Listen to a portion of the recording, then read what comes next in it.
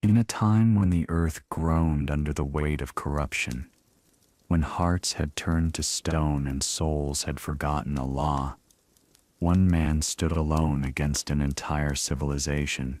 For nearly 1,000 years he would call them back from the brink of destruction, yet they would cover their ears and turn away.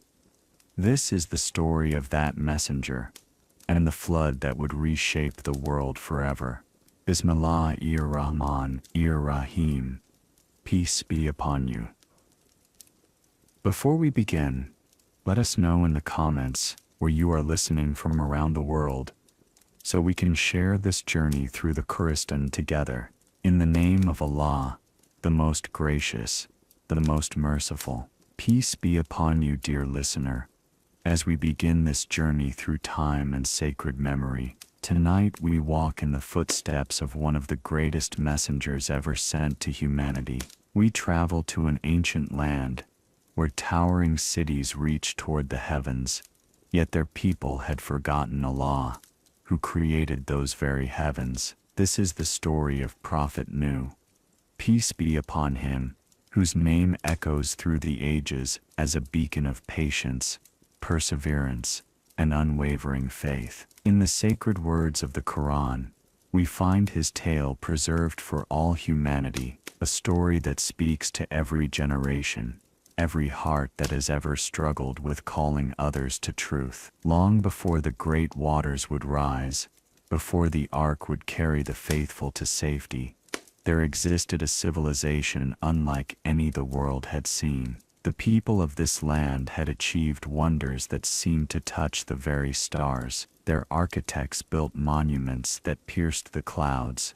Their scholars mapped the movements of celestial bodies, and their merchants traded with distant lands across vast oceans. Yet for all their worldly achievements, they had lost sight of the greatest truth of all. They had forgotten Allah, who created them, who gave them life and breath, and the very intelligence they used to build their magnificent cities. Instead, they turned their worship toward idols of their own making. Statues carved from stone and wood, given names that would echo through history. Wad, the god of love; Suwa, the bird-shaped deity; Yaguth, the lion god; Ya'uk, the horse idol; and Nazir, the eagle divinity. These were not merely objects of worship, but symbols of a deeper corruption that had taken root in human hearts. Each idol represented a different aspect of worldly desire: power, passion, strength, speed, and pride. The people had divided the attributes of Allah among false gods, worshipping the creation while forgetting Allah. In this time of spiritual darkness, when the light of Allah's guidance seemed but a distant memory, Allah, in His infinite mercy and wisdom, chose a servant from among them. This man was known for his righteousness, his truthfulness, and his gentle nature. The people respected him for his honesty in trade, his kindness to the poor, and his wisdom in settling disputes. His name was Nuh, and he lived among them as one of them, understanding their language, their customs, their hopes and fears. He had walked the same streets, breathed the same air, and witnessed firsthand the gradual decline of his people from the worship of Allah alone to the worship of many false gods. But Allah had a greater plan for this humble servant. As Nuh meditated in the quiet hours of dawn, as he observed the intricate design of Allah's creation around him, the way morning light painted the sky, how rain nourished the earth, how the stars maintained their ancient courses, his heart was open to receive Allah's revelation. The message came to him not as a thunderbolt from the heavens, but as a gentle conviction that grew stronger with each passing day. He began to understand that Allah had chosen him for a sacred mission that would test every fiber of his being and challenge everything he thought he knew about persistence and faith. Warn your people, came Allah's command, before there comes to them a painful torment. The words settled into his heart like seeds in fertile soil. and Nuh understood that his life would never be the same. He was no longer merely a member of his community, he was now its warner, its guide, and perhaps its last hope for salvation. As the first drops of what would become our story fall like gentle rain upon the earth, we prepare to witness a tale of incredible faith, heartbreaking rejection, and ultimate manifestation of Allah's justice. This is the story of how one man's unwavering devotion to truth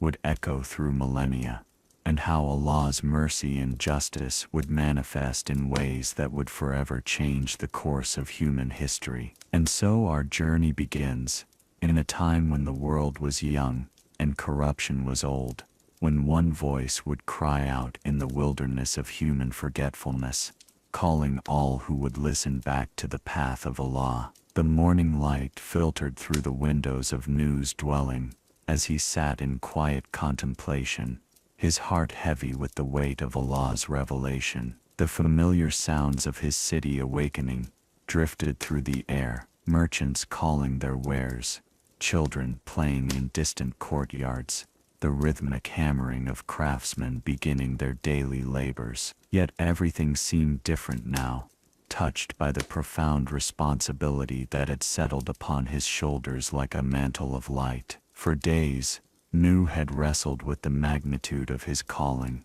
to warn an entire people, to stand before those who respected him, and deliver a message they would not want to hear. This was not a burden he had sought, yet it was one he could not refuse. Allah's command echoed in his heart with each beating pulse: warn your people before there comes to them a painful torment. As he rose and stepped into the morning air, Nuh felt Allah's presence surrounding him like the gentle breeze that stirred the leaves of ancient trees. The same Allah who had fashioned the earth beneath his feet, who had painted the dawn sky in shades of gold and crimson, who had placed the sun as a lamp in the heavens. This same Allah had chosen him to be a messenger to his people. The responsibility was overwhelming, yet Nuh found strength in remembering the countless signs of Allah's wisdom that surrounded him daily. When he observed how rain fell from the clouds to nourish barren soil, bringing forth green shoots that would grow into mighty trees, he understood that his words too might fall like rain upon hardened hearts, perhaps awakening faith in the most unlikely places. But first, he needed to truly understand his mission. What did it mean to be a warner? How should he approach people whose hearts had grown distant from Allah? The answers came to him gradually, like the slow brightening of dawn, as he reflected upon the nature of Allah's mercy and justice. Allah, in his infinite wisdom, does not punish a people until he has sent them clear guidance. The torment that Nuh was to warn against was not arbitrary wrath, but the natural consequence of persistent rejection of truth. Just as a person who refuses food will eventually starve, and one who rejects healing will remain ill, a society that turns away from Allah's guidance will inevitably face the consequences of their choices. Nuh began to understand that his role was not merely to threaten, but to offer hope. His message would carry within it the promise of Allah's forgiveness for those who turn back to their Creator. He would speak not as a judge pronouncing sentence, but as a physician diagnosing illness and offering cure, as a lighthouse keeper warning ships away from treacherous rocks and toward safe harbor. The weight of centuries seemed to press upon him as Nuh contemplated the task ahead. His people were not merely ignorant.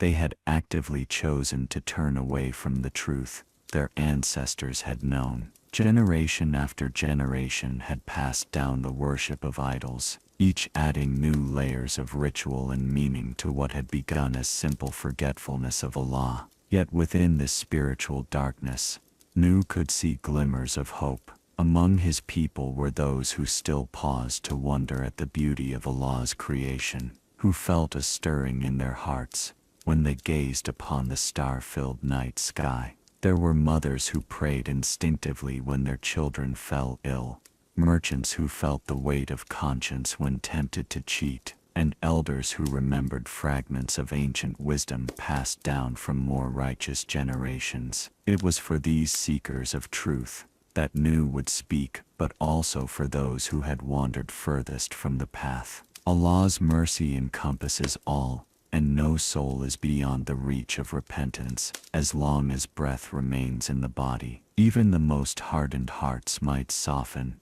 if approached with wisdom, patience, and genuine care for their eternal welfare. As Nuh prepared to begin his mission, he reflected on the nature of true worship and what his people had lost in their devotion to idols. When they prostrated before stone statues, they were unknowingly acknowledging their need to worship something greater than themselves. But they had directed this natural impulse toward created things rather than Allah. Allah, whom Nuh served, was not distant or unknowable, but closer to each person than their jugular vein. This was Allah, who had created them in stages, first as a drop of fluid, then as a clinging substance, then as a piece of flesh, gradually forming into the complete human beings they had become. This was Allah, who sustained them with each breath, who made their hearts beat without conscious effort, who renewed their strength with sleep and nourished their bodies with food. How could such Allah be replaced by idols that could neither hear nor see, neither benefit nor harm? How had his people convinced themselves that wooden statues carved by human hands possessed power over their lives and destinies? These questions would guide Nuh's approach as he began to formulate his message. He would speak to them of Allah's natural world they observed daily, helping them recognize the signs of Allah's presence that surrounded them. He would remind them of their own creation, of the miracle of their existence, and of the purpose for which Allah had brought them into being. The sun reached its zenith as Nuh concluded his morning meditation, and he knew the time for preparation was ending. Soon, he would need to take the first step on a journey that would span centuries, that would test his faith beyond all measure, and that would ultimately reshape the destiny of humankind. With a heart full of trust in Allah's guidance, and a soul anchored in submission to Allah's will, Nuh prepared to become what Allah had called him to be, a plain warner to his people, carrying the message of Allah's mercy, wrapped in words of urgent truth. In the great city where Nuh dwelt, the morning sun cast long shadows between towering temples, dedicated to the 5 great idols that ruled the hearts of his people. The air hummed with activity as merchants arranged their colorful wares in the bustling marketplace, while the sound of hammers rang from workshops where skilled artisans crafted objects of beauty and utility. To any observer, this appeared to be a civilization at the height of its glory. Yet beneath this veneer of prosperity, a spiritual sickness had taken root that poisoned the very foundations of society. The people had grown so accustomed to their idolatrous practices that they no longer questioned the wisdom of bowing before statues made by their own hands. What had once been a society that recognized Allah alone had gradually transformed into something unrecognizable. The great temple of Wad dominated the eastern quarter of the city, its golden dome catching the first rays of dawn each morning. Here, young lovers would come to seek blessings for their unions, believing that this idol of love could grant them happiness and fertility. The priests who served Wad had grown wealthy from the offerings brought by hopeful hearts, and they encouraged ever more elaborate rituals to maintain their influence. In the northern district stood the shrine of Suwa, carved in the form of a great bird with outstretched wings. The people believed this idol could carry their prayers to the heavens and bring them good fortune in their endeavors. Merchants would visit before embarking on long journeys, mothers would pray here for their children's safety, and farmers would seek Suwa's blessing for abundant harvests. The western part of the city was overshadowed by the massive stone figure of Yaguth, the lion-shaped deity that had become the patron of warriors and rulers. Kings and generals would offer sacrifices before this imposing statue, believing it could grant them victory in battle and strength to overcome their enemies. The very presence of Yaghuth seemed to emanate power, and the people had convinced themselves that their military successes came from this carved stone rather than from Allah, the true source of all strength. To the south, the idol Yaghu, fashioned in the likeness of a powerful horse, drew those who sought speed and success in their various pursuits. Messengers and travelers would pray before departing on urgent missions. Athletes would seek its blessing before competitions, and anyone facing a race against time would bring offerings to Yaghu's altar. Finally, in the center of the city, towering above all others, stood the great statue of Nazar, the eagle idol that had become the symbol of the city itself. Its piercing gaze seemed to survey all the surrounding lands, and the people believed it possessed the wisdom and foresight of the magnificent bird it represented. Judges would invoke Nazar before making important decisions, scholars would seek its inspiration, and rulers would claim to govern under its watchful protection. Each of these idols had its own elaborate priesthood, its own festivals and rituals, its own sacred texts that had been composed over generations to give false authority to human inventions. The priests had grown so skilled in their deceptions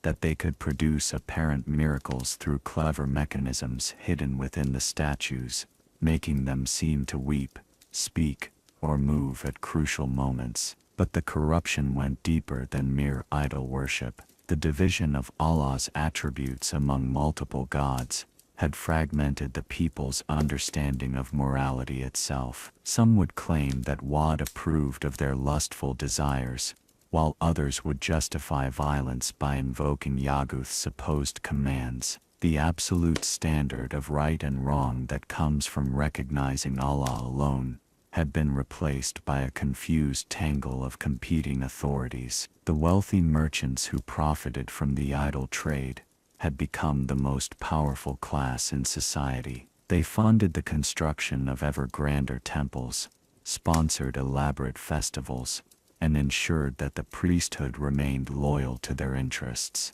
The common people, dependent on the economic activity generated by pilgrims and religious ceremonies, found themselves trapped in a system that required their participation in idol worship for their very survival. Social inequality had grown extreme, with the rich accumulating vast wealth, while the poor struggled to survive. The teachings that should have reminded them of their equal status before Allah had been replaced by doctrines that justified oppression. The powerful claimed favor evidenced by their wealth, while the poor were told their suffering proved the gods' displeasure. Women, who in earlier generations had been honored as mothers and daughters created by Allah, had been reduced to objects of pleasure or symbols of fertility. Many were forced to serve in temple prostitution, their degradation disguised as religious duty. Children were named after the idols and raised from birth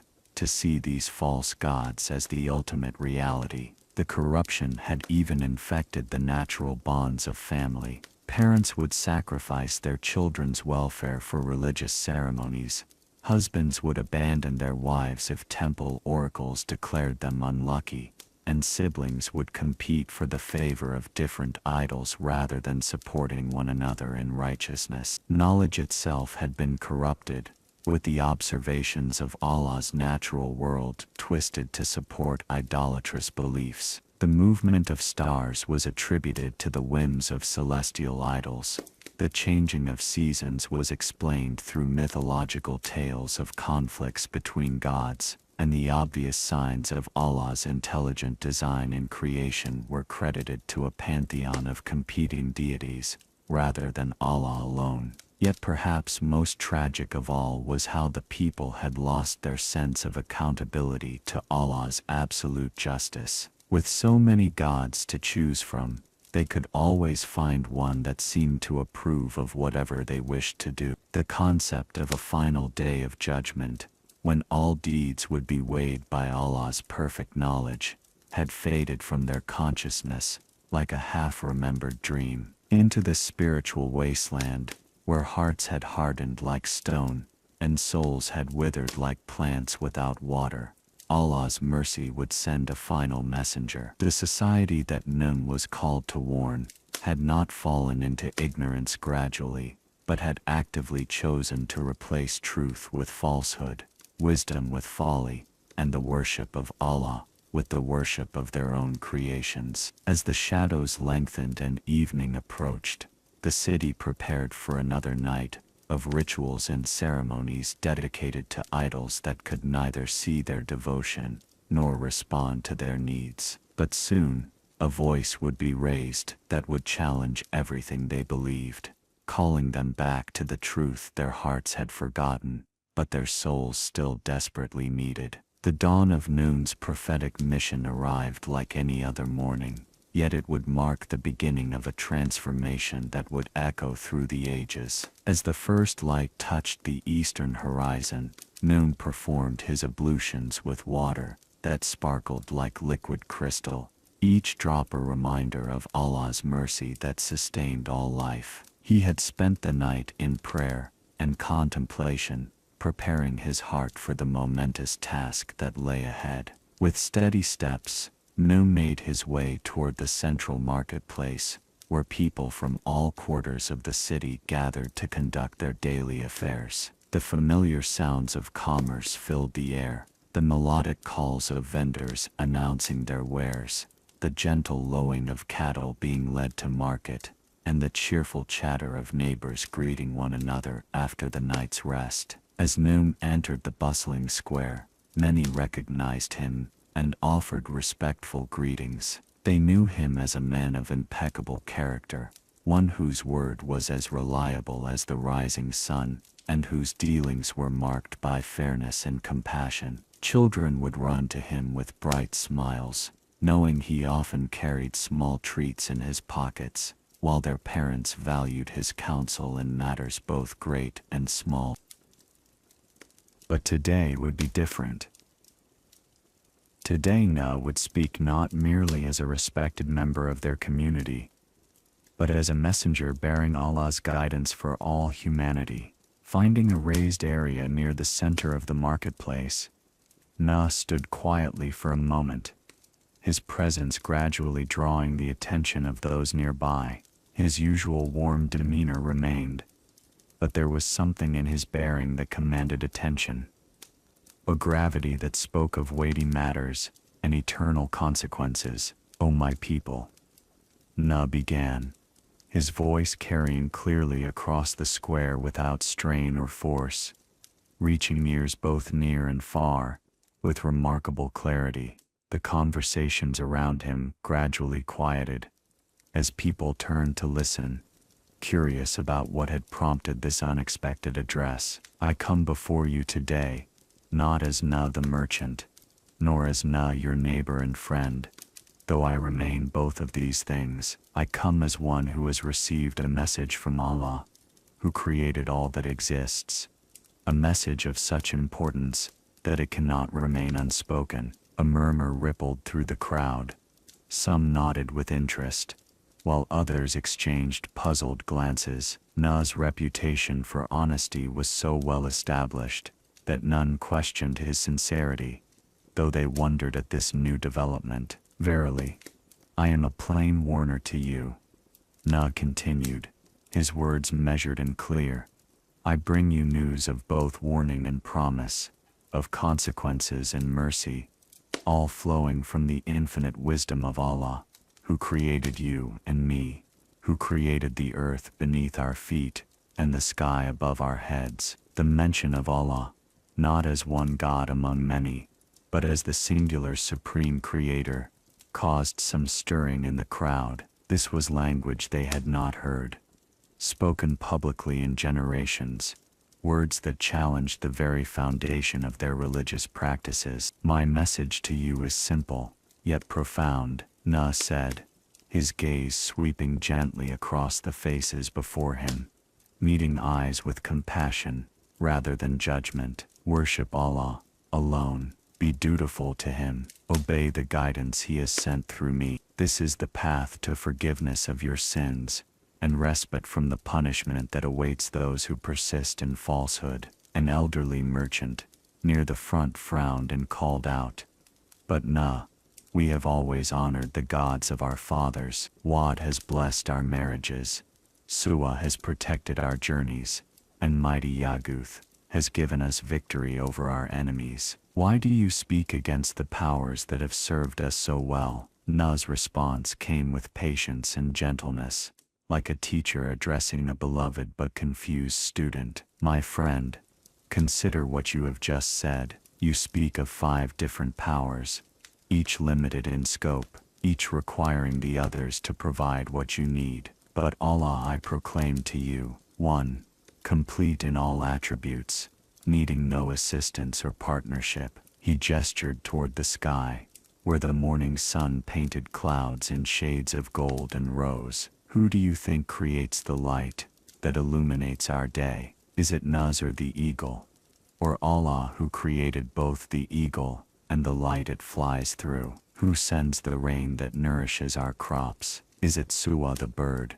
Or Allah who created the bird and the water and the very capacity for nourishment itself?" A young woman holding a small child spoke up, her voice uncertain but curious. "How can we know that this Allah you speak of truly exists? Our idols are here before us.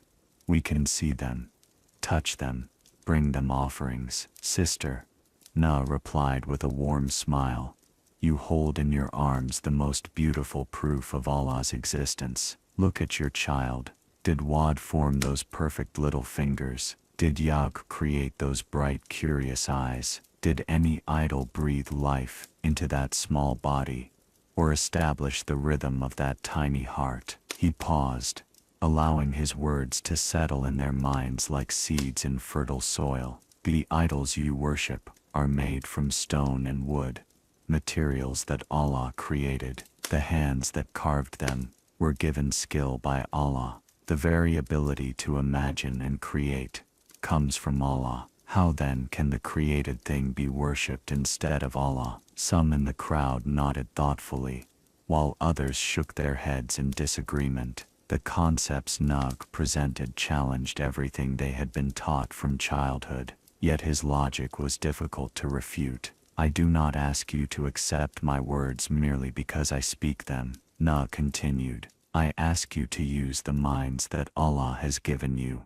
to observe Allah's world around you with fresh eyes. See how the sun and moon follow precise courses that never vary. Notice how every seed produces exactly the type of plant from which it came. Marvel at how your bodies heal from injuries without your conscious control." An older priest from the temple of Nuzur pushed forward through the crowd, his ornate robes glittering with golden thread. "Nuh, you speak dangerously. The gods have established order in our society. Would you have us abandon the wisdom of our ancestors and the traditions that have brought us prosperity?" "Honored elder," Nuh replied respectfully, "I do not call you to abandon wisdom, but to embrace the greatest wisdom of all. I do not ask you to destroy prosperity, but to recognize its true source. The traditions of our ancestors are valuable when they lead us toward truth, but when they lead us away from Allah,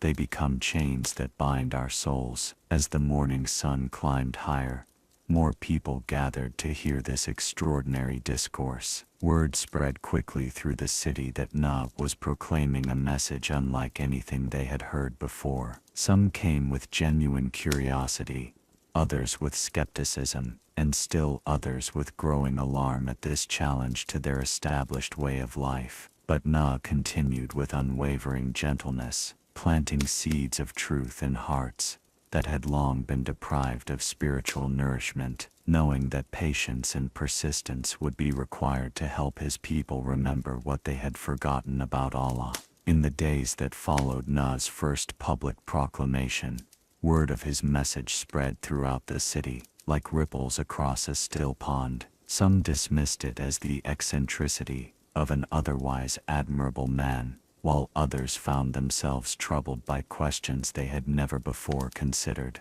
A few, those whose hearts retained some sensitivity to truth, felt a stirring within their souls that they could not easily explain away. Nuh understood that the transformation he sought could not be achieved through force or harsh argument. The hearts of his people had been hardened by generations of false worship, and only the gentlest approach could hope to soften them. Like a skilled gardener, who knows that the most precious flowers require the most delicate care, Nuh cultivated his message with infinite patience and wisdom. Each morning, as the sun painted the eastern sky in hues of amber and gold, Nuh would make his way to different quarters of the city. Sometimes he would visit the workshops where artisans labored over their crafts, speaking quietly with individual workers about the source of their creative abilities. Other days he would walk among the farmers in the surrounding fields,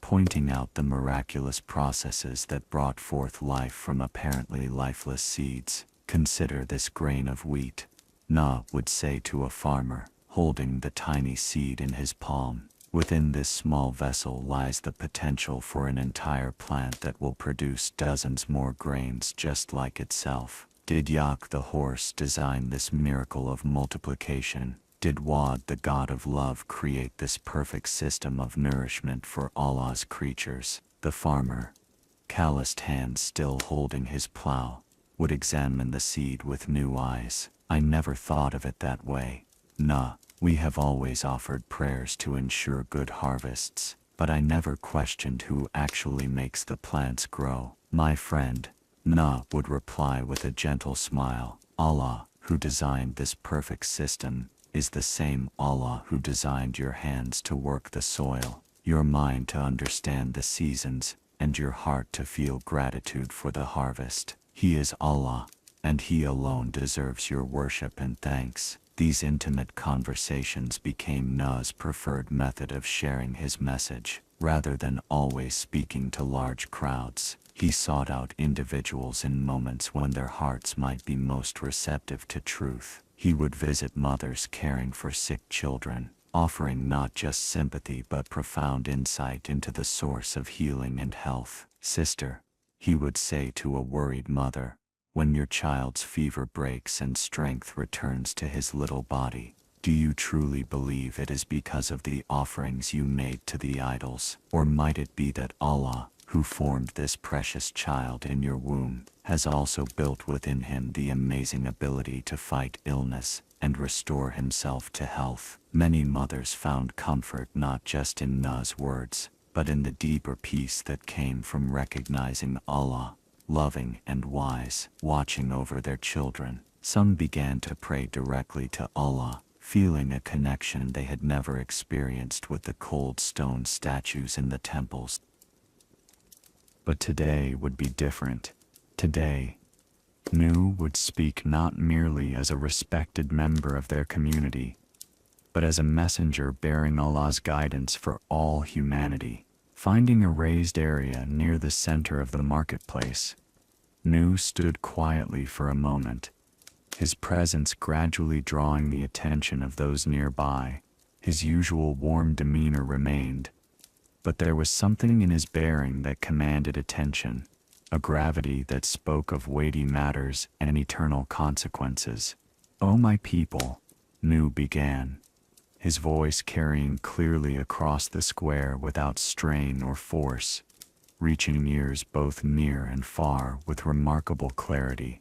The conversations around him gradually quieted, as people turned to listen, curious about what had prompted this unexpected address. "I come before you today, not as Nuh the merchant, nor as Nuh your neighbor and friend, though I remain both of these things. I come as one who has received a message from Allah, who created all that exists, a message of such importance that it cannot remain unspoken." A murmur rippled through the crowd. Some nodded with interest, while others exchanged puzzled glances. Nuh's reputation for honesty was so well established that none questioned his sincerity, though they wondered at this new development. Verily, I am a plain warner to you, Nuh continued, his words measured and clear. I bring you news of both warning and promise, of consequences and mercy, all flowing from the infinite wisdom of Allah, who created you and me, who created the earth beneath our feet and the sky above our heads. The mention of Allah not as one God among many, but as the singular supreme creator, caused some stirring in the crowd. This was language they had not heard spoken publicly in generations, words that challenged the very foundation of their religious practices. My message to you is simple yet profound, Nuh said, his gaze sweeping gently across the faces before him, meeting eyes with compassion rather than judgment. Worship Allah alone, be dutiful to Him, obey the guidance He has sent through me. This is the path to forgiveness of your sins, and respite from the punishment that awaits those who persist in falsehood. An elderly merchant near the front frowned and called out, "But Nuh, we have always honored the gods of our fathers. Wad has blessed our marriages, Suwa has protected our journeys, and mighty Yaguth has given us victory over our enemies. Why do you speak against the powers that have served us so well?" Nuh's response came with patience and gentleness, like a teacher addressing a beloved but confused student. My friend, consider what you have just said. You speak of 5 different powers, each limited in scope, each requiring the others to provide what you need. But Allah, I proclaim to you, is one, complete in all attributes, needing no assistance or partnership. He gestured toward the sky, where the morning sun painted clouds in shades of gold and rose.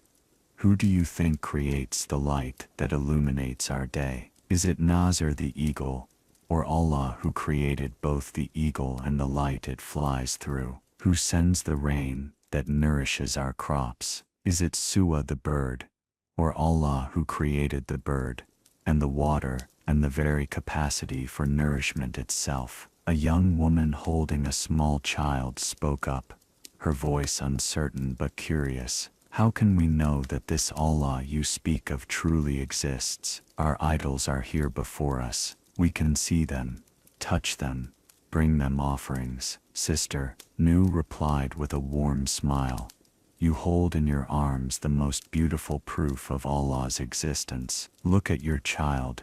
Did Wad form those perfect little fingers? Did Yah create those bright, curious eyes? Did any idol breathe life into that small body, or establish the rhythm of that tiny heart? He paused, allowing his words to settle in their minds like seeds in fertile soil. The idols you worship are made from stone and wood, materials that Allah created. The hands that carved them were given skill by Allah. The very ability to imagine and create comes from Allah. How then can the created thing be worshipped instead of Allah? Some in the crowd nodded thoughtfully, while others shook their heads in disagreement. The concepts Nuh presented challenged everything they had been taught from childhood, yet his logic was difficult to refute. I do not ask you to accept my words merely because I speak them, Nuh continued. I ask you to use the minds that Allah has given you,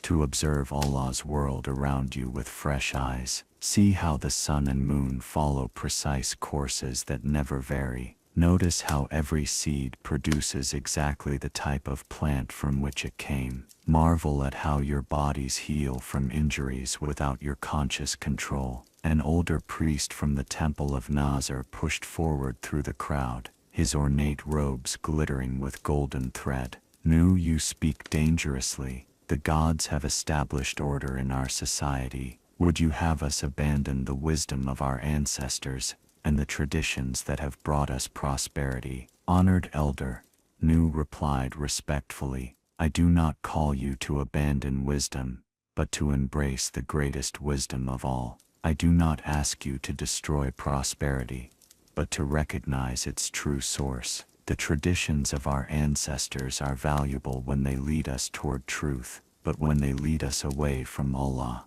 they become chains that bind our souls. As the morning sun climbed higher, more people gathered to hear this extraordinary discourse. Word spread quickly through the city that Nuh was proclaiming a message unlike anything they had heard before. Some came with genuine curiosity, others with skepticism, and still others with growing alarm at this challenge to their established way of life. But Nuh continued, with unwavering gentleness, planting seeds of truth in hearts that had long been deprived of spiritual nourishment, knowing that patience and persistence would be required to help his people remember what they had forgotten about Allah. In the days that followed Nuh's first public proclamation, word of his message spread throughout the city, like ripples across a still pond. Some dismissed it as the eccentricity of an otherwise admirable man, while others found themselves troubled by questions they had never before considered.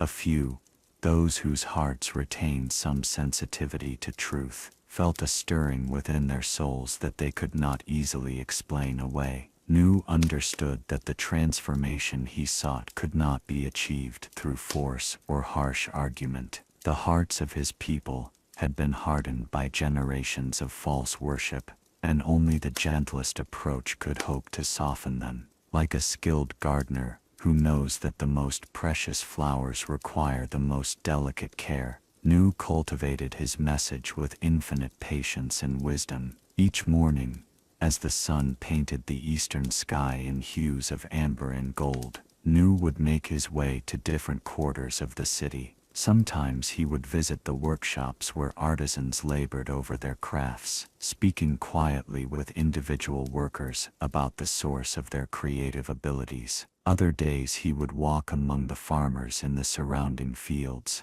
pointing out the miraculous processes that brought forth life from apparently lifeless seeds. "Consider this grain of wheat," Nuh would say to a farmer, holding the tiny seed in his palm. "Within this small vessel lies the potential for an entire plant that will produce dozens more grains just like itself. Did Yauk the horse design this miracle of multiplication? Did Wad the god of love create this perfect system of nourishment for Allah's creatures?" The farmer, calloused hands still holding his plow, would examine the seed with new eyes. "I never thought of it that way, Nuh. We have always offered prayers to ensure good harvests, but I never questioned who actually makes the plants grow." "My friend," Nuh would reply with a gentle smile, "Allah who designed this perfect system is the same Allah who designed your hands to work the soil, your mind to understand the seasons, and your heart to feel gratitude for the harvest. He is Allah, and He alone deserves your worship and thanks." These intimate conversations became Nuh's preferred method of sharing his message. Rather than always speaking to large crowds, he sought out individuals in moments when their hearts might be most receptive to truth. He would visit mothers caring for sick children, offering not just sympathy but profound insight into the source of healing and health. "Sister," he would say to a worried mother, "when your child's fever breaks and strength returns to his little body, do you truly believe it is because of the offerings you made to the idols? Or might it be that Allah, who formed this precious child in your womb, has also built within him the amazing ability to fight illness and restore himself to health?" Many mothers found comfort not just in Nuh's words, but in the deeper peace that came from recognizing Allah, loving and wise, watching over their children. Some began to pray directly to Allah, feeling a connection they had never experienced with the cold stone statues in the temples. The social pressure on Nuh's early followers became intense. Employers threatened to dismiss workers who showed interest in monotheism. Landlords suggested that tenants who questioned traditional worship might need to find new accommodations. Parents warned their children against associating with families that had embraced Nuh's teachings. Maryam, A young mother who had begun praying directly to Allah after her infant son recovered from a serious illness, found herself isolated from the community of women who had once been her closest friends. They act as if I've contracted some contagious disease, she confided to Nuh during one of his visits to her neighborhood. My sister won't let her children play with mine, and the other mothers turn away when I approach at the well. Sister, Nuh replied with deep compassion. You are experiencing the same rejection that truth has always faced when it challenges falsehood. But remember that Allah sees your courage and will reward your faithfulness. The temporary loneliness you feel now is nothing compared to the eternal companionship you will enjoy with the righteous. The resistance also took more direct forms. Stones were thrown at Nuh's house under cover of darkness, though no one was ever caught. Anonymous threats were left where he would find them, warning him to cease his preaching or face consequences. Some of his supporters' businesses were mysteriously vandalized, and legal disputes that had long remained dormant were suddenly pursued with vigor against those known to have embraced monotheism. But perhaps the most painful form of resistance came from those closest to Nuh. Extended family members, who had once treated him with affection, now regarded him with embarrassment and frustration. His own wife struggled to understand why her husband, who had always been so practical and level-headed, had suddenly begun proclaiming messages that brought nothing but trouble to their household. Why must you persist in this path? She asked him one evening, after another day of hostile encounters in the marketplace. We were respected, prosperous, content. Now people look at us with suspicion and anger. Can't you see that your message is only causing division and strife? Nuh took her hands gently and looked into her troubled eyes.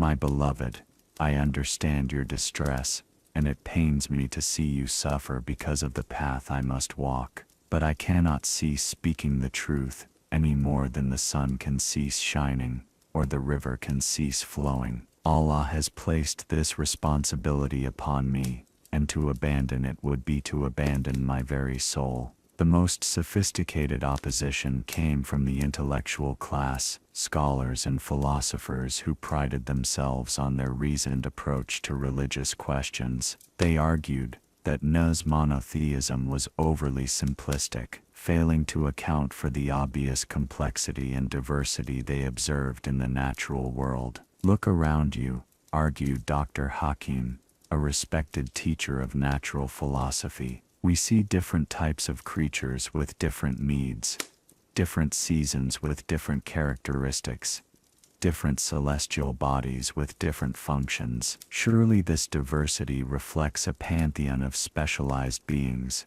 rather than the unified control of a single entity. Nuh would respond by pointing out that diversity within unity was actually evidence of superior design, not inferior. Honored teacher, when you see a master craftsman's workshop, do you marvel that he can create both delicate jewelry and sturdy tools? Does the variety of his production suggest that multiple craftsmen must be at work, or does it demonstrate the remarkable skill of one master artisan? As the months passed and resistance intensified, some of Nuh's early supporters began to waver. The cost of following his message seemed to grow heavier with each passing day, while the benefits remained largely spiritual and therefore invisible to those around them. A few quietly returned to their former practices, hoping to restore their social standing and economic security. But for every heart that turned away,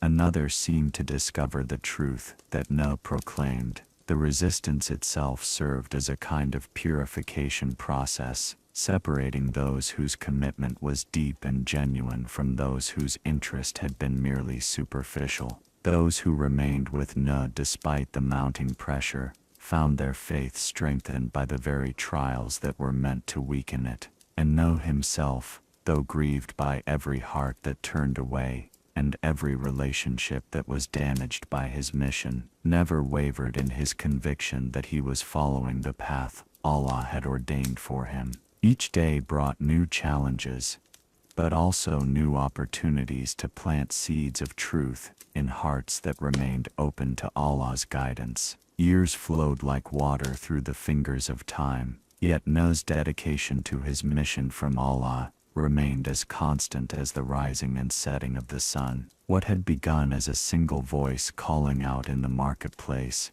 had evolved into a sustained campaign of spiritual education that spanned decades. Through seasons of hope and seasons of despair, through moments of breakthrough and long periods of apparent futility, Nuh continued his patient work with the unwavering persistence of one who knew his task came from Allah. The resistance he faced had not diminished, but had instead crystallized into systematic opposition. The priests had organized their arguments into formal doctrines, designed to counter every point Nuh raised. The merchants had created economic incentives that made it costly for anyone to publicly embrace monotheism. The social elite had established unwritten rules that effectively ostracized those who questioned traditional worship.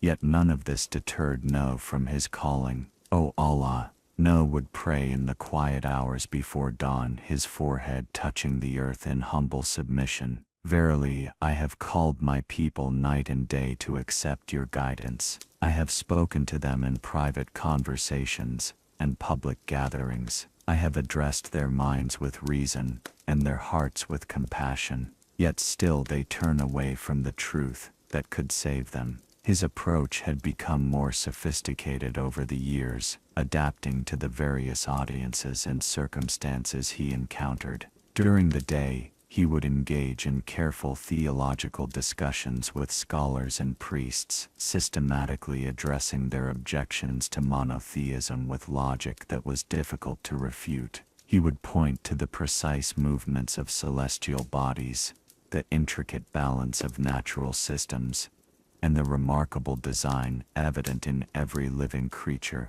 as evidence of Allah's unified intelligence. When evening fell and the workday ended, Nuh would seek out private conversations with individuals whose hearts seemed most receptive to truth. These intimate dialogues often proved more fruitful than public speeches, as people felt safer expressing their genuine questions and doubts away from the watchful eyes of community leaders. One such conversation took place with an elderly astronomer named Jamal, who had spent his life studying the movements of stars and planets. They met in Jamal's rooftop observatory, surrounded by ingenious instruments for measuring celestial positions and predicting astronomical events. "No," Jamal said, gesturing toward the star-filled sky above them, "I have mapped the courses of countless celestial bodies, and each follows its path with mathematical precision.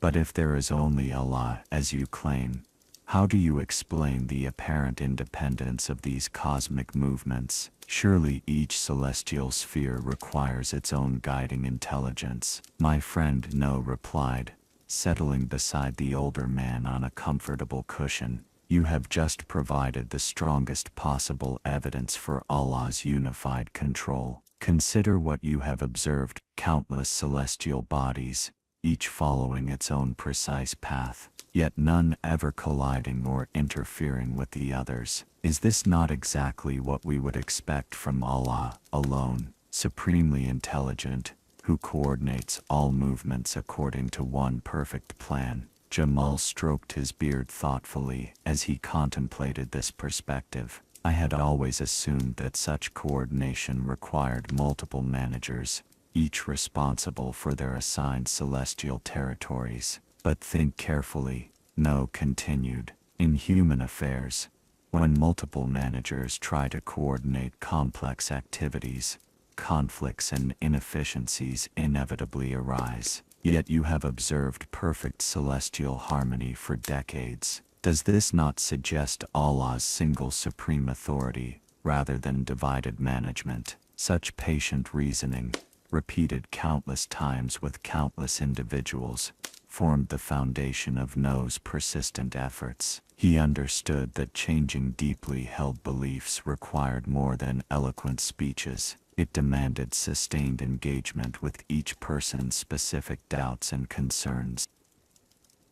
His nighttime activities followed a different pattern. When darkness provided some protection from hostile observers, Nuh would visit the homes of those who had expressed interest in his message, but feared social consequences.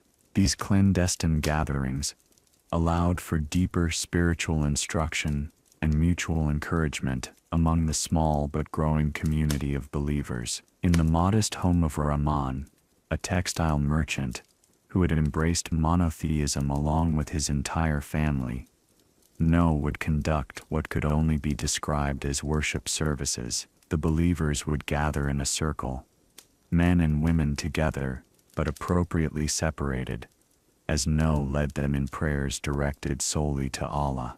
Let us remember, Nuh would say in these intimate gatherings, that we are not alone in our faith. Though we may feel isolated in our daily lives, we are part of a community that transcends the boundaries of this city. We worship Allah, who has been worshipped by righteous people throughout history, and our prayers join with theirs in reaching Allah's throne of mercy. These secret assemblies became sources of strength for believers who struggled with the social and economic costs of their faith. Fatima, a widow who had lost customers for her weaving business after embracing monotheism, would often express her discouragement to the group. "Some days I wonder if I can continue," she would admit. "My children ask why we have become outcasts, why their friends no longer visit, why we struggle financially while those who worship idols seem to prosper." Nuh's response was always filled with gentle understanding and profound wisdom. "Sister, what you are experiencing is the temporary difficulty that all truth seekers must endure. But remember that Allah sees every sacrifice you make for His sake. Your children may face hardship now, but you are raising them with knowledge of Allah, a gift more valuable than any worldly prosperity." His persistence was not merely a matter of individual determination, but reflected a deep understanding of Allah's timing and wisdom. Nuh recognized that hearts softened gradually, like ice melting under the patient warmth of spring sunshine. Each conversation, each act of kindness, each demonstration of the peace that comes from true faith, contributed to a slow but steady transformation in the spiritual landscape of his community. Sometimes the fruits of his labor appeared in unexpected ways. A child who had heard Nuh speaking in the marketplace would ask innocent questions that forced parents to examine their own beliefs. A merchant who had initially opposed monotheism would privately seek Nuh's counsel when facing a moral dilemma that the idol priests could not adequately address. A scholar who had publicly debated against Nuh would later approach him quietly, admitting doubts about traditional teachings. These small victories sustained Nuh through periods of apparent failure. When entire crowds rejected his message, when former supporters returned to idol worship under social pressure, when family members turned against him. In all these circumstances, he found comfort in remembering individual souls who had discovered truth through his patient efforts. Every heart that opens to Allah's guidance, he would remind himself during moments of discouragement, justifies all the difficulties I have endured. If Allah had chosen me to reach only one sincere seeker, my mission would still be worthwhile. The years of persistent effort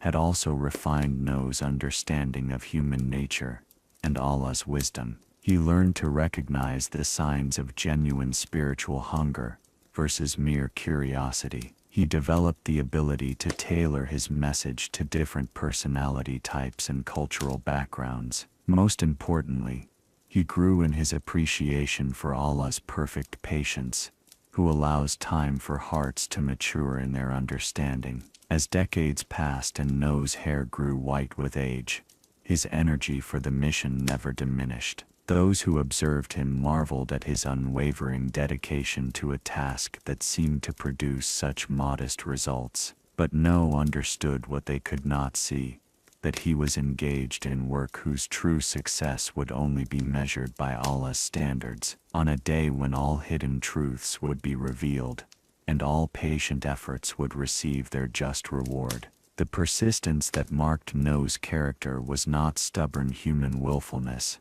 but rather the steady faithfulness of one who had surrendered his will completely to Allah's guidance. Like a river that carves through solid rock, not through force, but through constant gentle pressure over vast periods of time, Nuh's patient efforts were slowly but surely transforming the spiritual landscape of his world. As the years of preaching continued, Nuh refined his approach to include more direct appeals to the observable world around his people. He understood that the human heart often responds more readily to what the eyes can see and the hands can touch than to abstract theological arguments. Allah had filled the natural world with signs of His presence and power, and Nuh began to use these signs as windows through which His people might glimpse truth about Allah. On clear mornings when the sky stretched like a vast blue canvas above the city, Nuh would gather small groups in open courtyards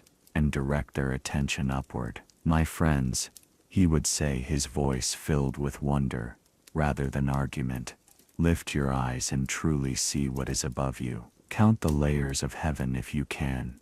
See how each level seems to rest upon the one below, yet all are held in perfect suspension without pillar or support." The people would crane their necks, some shading their eyes with their hands as they tried to discern the subtle gradations in the sky's color that mark different atmospheric layers. What they had previously taken for granted as simple blue emptiness revealed itself under Nuh's guidance as an intricate structure of magnificent complexity. "Now tell me," Nuh would continue, "which of your 5 gods designed this architecture? Did Nasr the eagle build these celestial chambers? Did Yaguth the lion construct these layers that stretch beyond the reach of any earthly creature? Or might it be that Allah alone, supreme designer, created all of this as a unified masterpiece?" His questions were not rhetorical accusations but genuine invitations to wonder. Nuh had learned that attacking people's beliefs directly often hardened their resistance,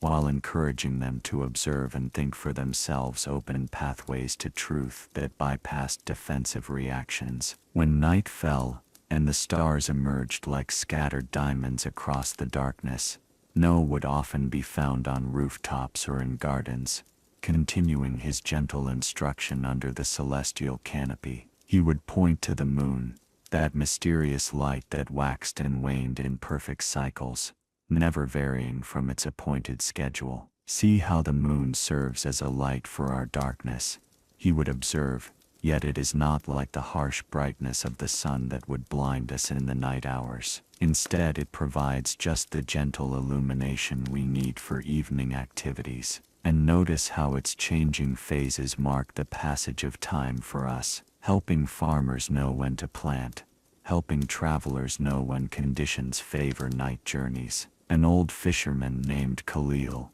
who had initially been skeptical of Nuh's teachings, found himself deeply moved by these astronomical observations. "I have watched the moon every night for 40 years to know the best times for fishing," he admitted one evening.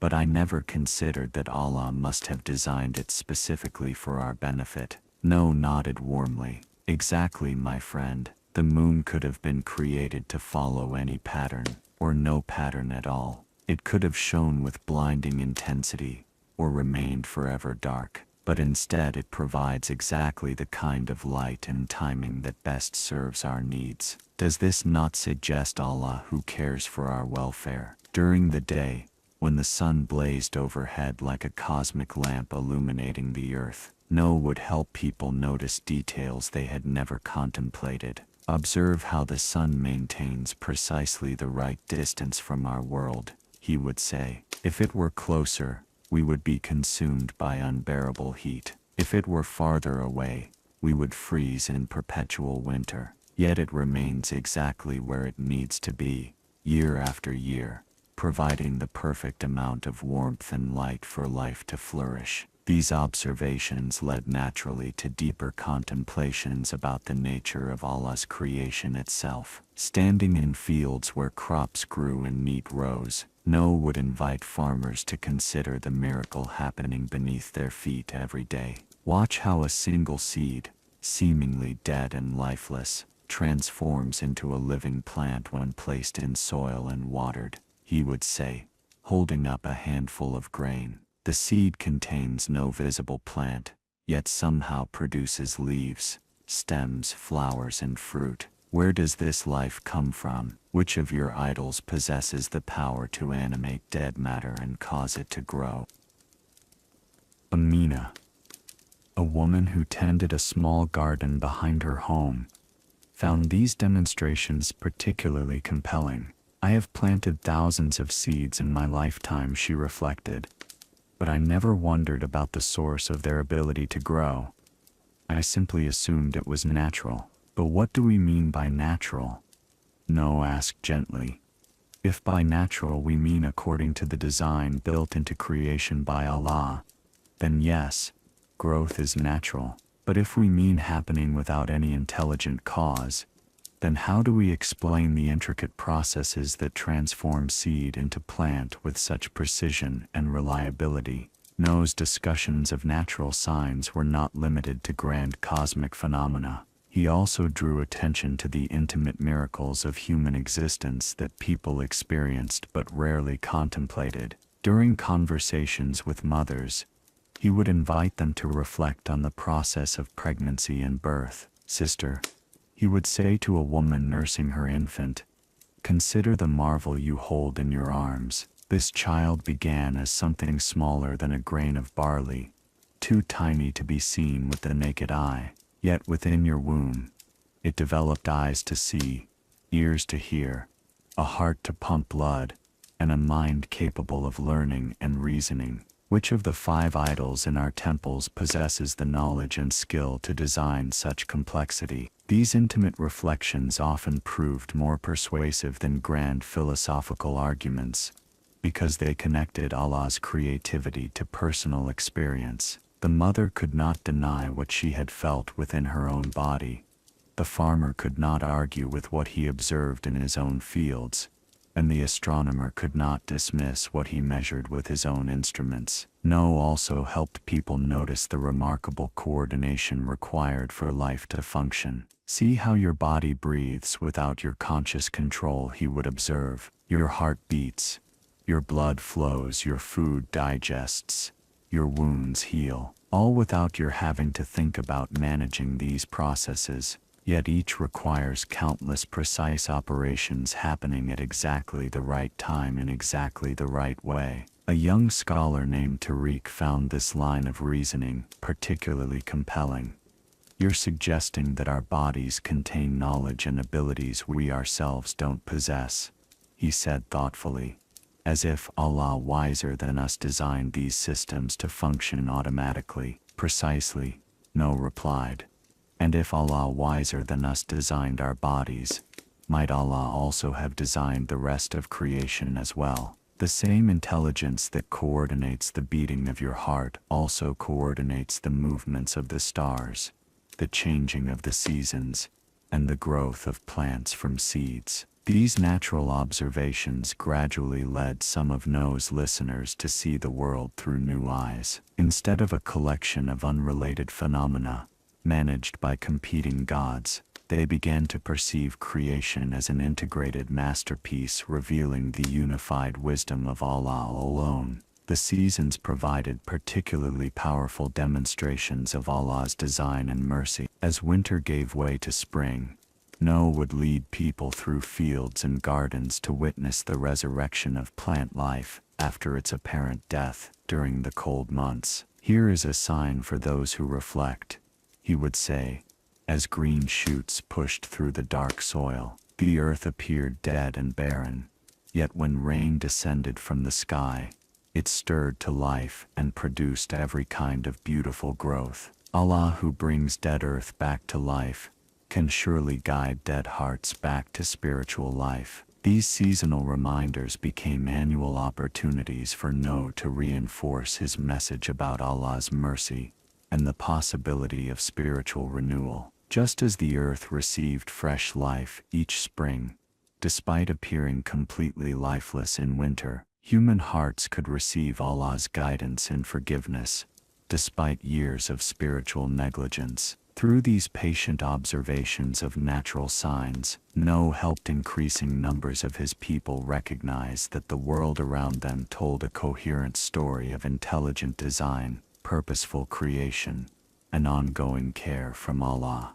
The evidence was available to anyone willing to look with open eyes and think with an open mind, evidence that pointed unmistakably toward the unity and wisdom of Allah, the one true creator of all that exists. As Nuh's influence continued to spread, and his message found fertile ground in more hearts throughout the city, the established religious and political authorities recognized that they faced a threat that could no longer be ignored or dismissed. What had begun as scattered resistance from individual priests and merchants now crystallized into a coordinated campaign designed to silence the Prophet permanently and eliminate the growing movement of monotheistic believers. The transformation from passive resistance to active opposition did not happen overnight. It began in the shadowed halls of the great temple complex, where the high priests of the 5 idols convened emergency councils to discuss what they termed the Nuh problem.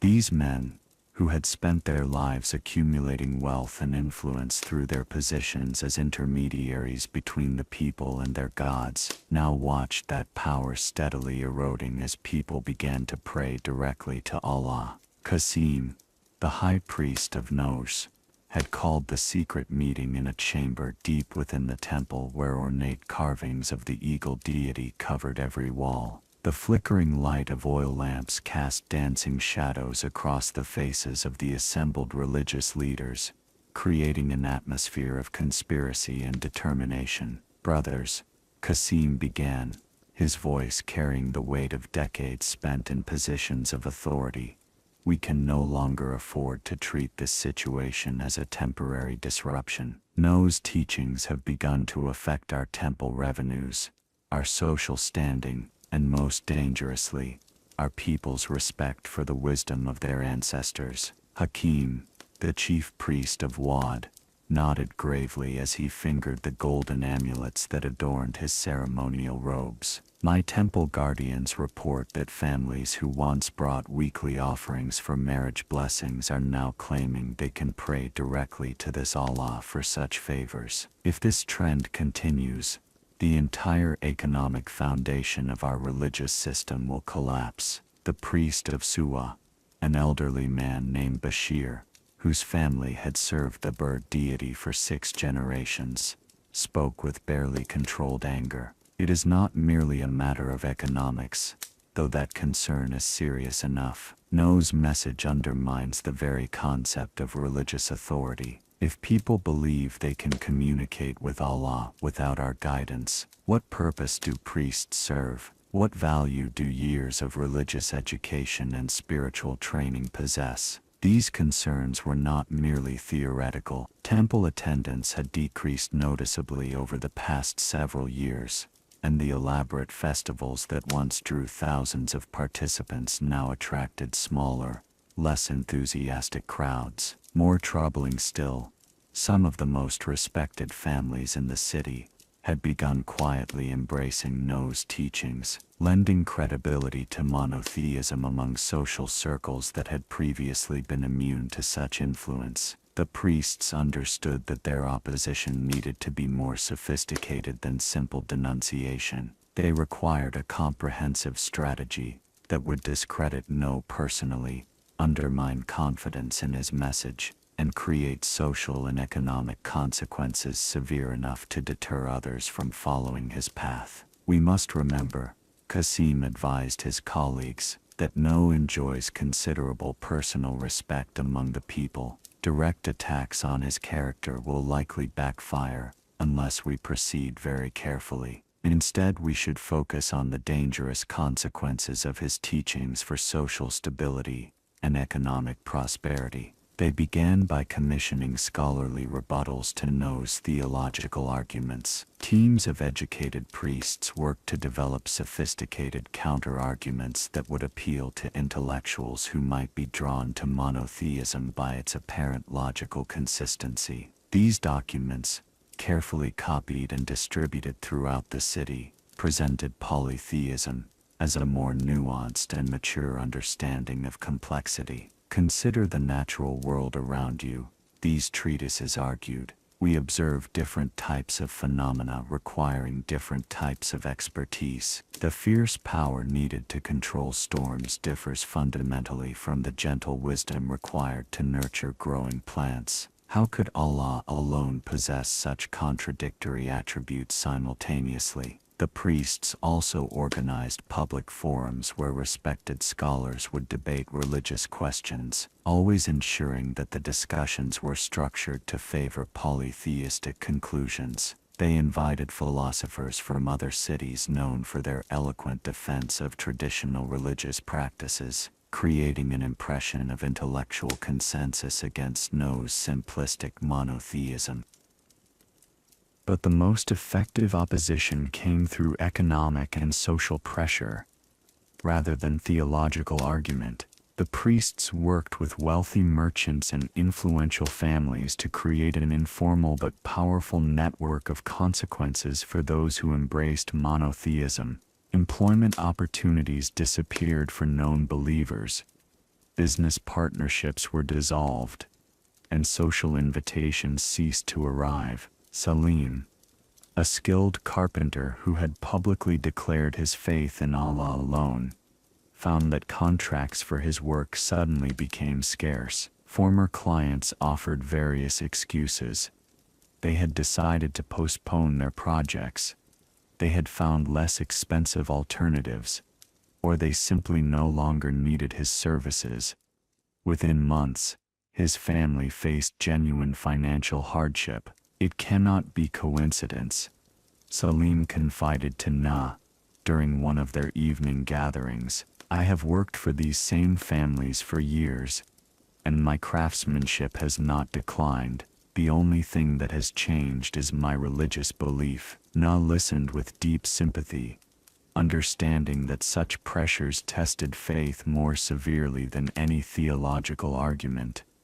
Brother, he replied gently, you are experiencing exactly what Allah warned would happen to those who choose truth over social acceptance. But remember that your current hardship is temporary, while the reward for faithfulness is eternal. The opposition also employed more direct intimidation tactics. Groups of young men, often the sons of wealthy families with connections to the temple hierarchy, would gather outside homes where monotheistic meetings were known to occur. They would not engage in open violence, but their presence sent a clear message about the potential consequences of continued religious dissent. These intimidation efforts extended to Nuh himself. Anonymous threats appeared at his door, warning him to cease his preaching or face serious consequences. His business relationships, carefully built over decades,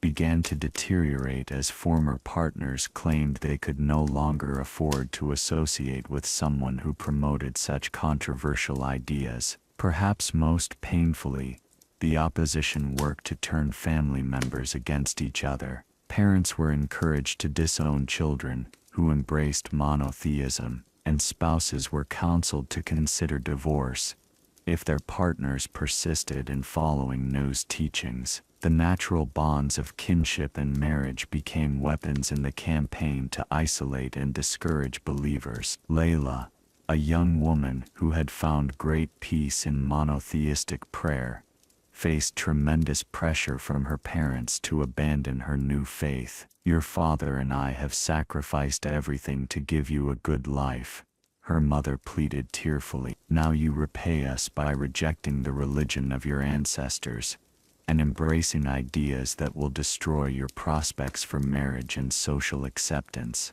The psychological pressure of such emotional appeals tested believers in ways that mere persecution could not. It was one thing to endure personal hardship for the sake of truth, but another entirely to watch loved ones suffer because of one's religious choices. The priests also launched a sophisticated propaganda campaign designed to associate monotheism with social disorder and moral decay. They spread stories, often based on distorted fragments of truth, suggesting that Nuh's followers engaged in secret practices that violated community standards. These rumors created an atmosphere of suspicion and fear around the growing monotheistic movement. We have heard, the whispered stories went, that these monotheists reject all forms of religious authority, and claim that each individual can determine right and wrong for themselves. What will prevent such people from abandoning moral obligations entirely if they recognize no authority beyond their own interpretation? Such propaganda proved particularly effective,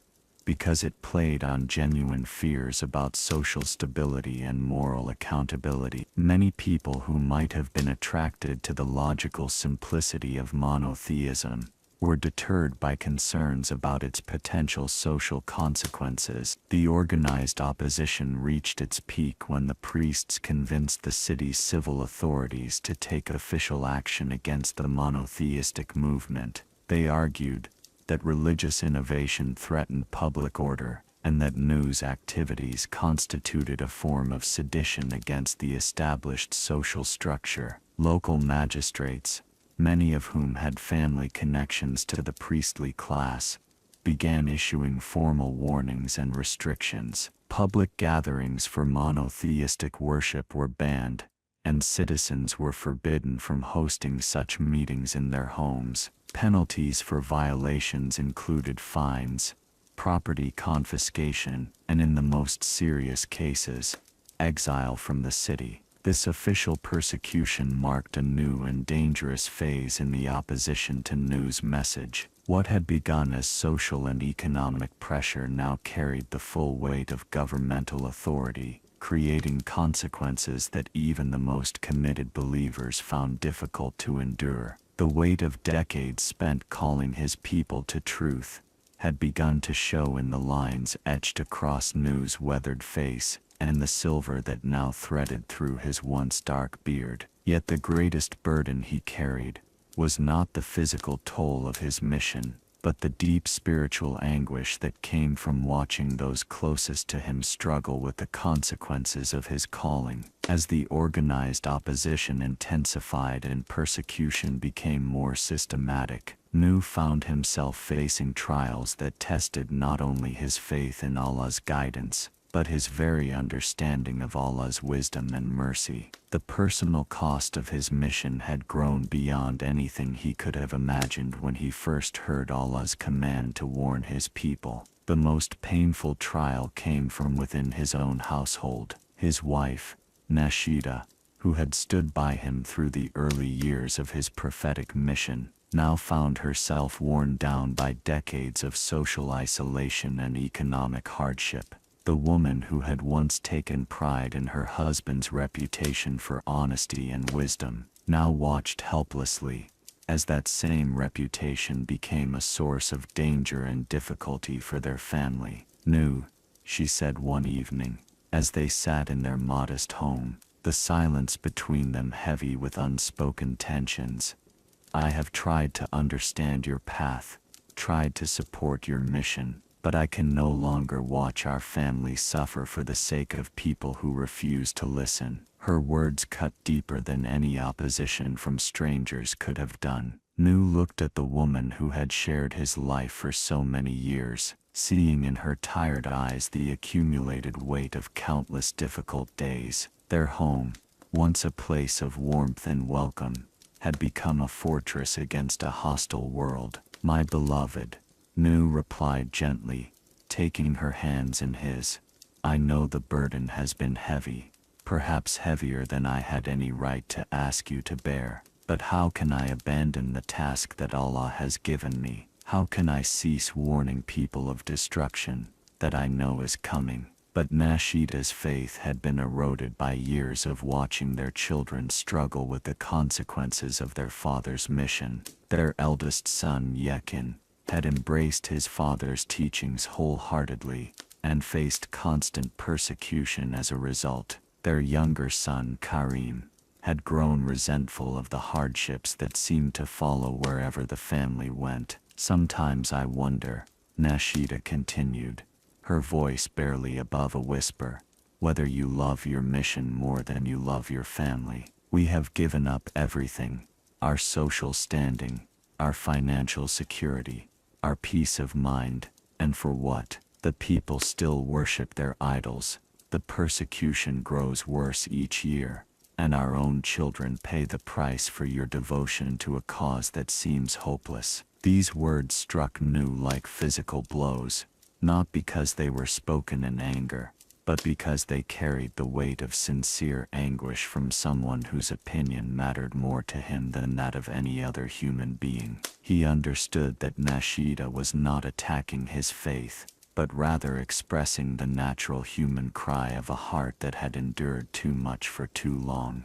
The trial became even more acute when it involved his children directly. Yekin, now a young man, had followed his father's example in calling people to monotheism, but his youthful enthusiasm sometimes led him into confrontations that brought additional danger to the family. More than once, Nuh had to rescue his son from situations where religious debates had turned violent. "Father," Yekin said after one such incident, his lips swollen from a blow received during an argument with idol worshippers, "how long must we endure this treatment? When will Allah grant victory to the truth we proclaim?" Nuh felt the weight of his son's question pressing against his own moments of doubt. How could he explain Allah's timing to a young man who had known nothing but persecution for his faith? How could he maintain hope when decades of effort seemed to produce so little visible result? Even more challenging was his relationship with Karim,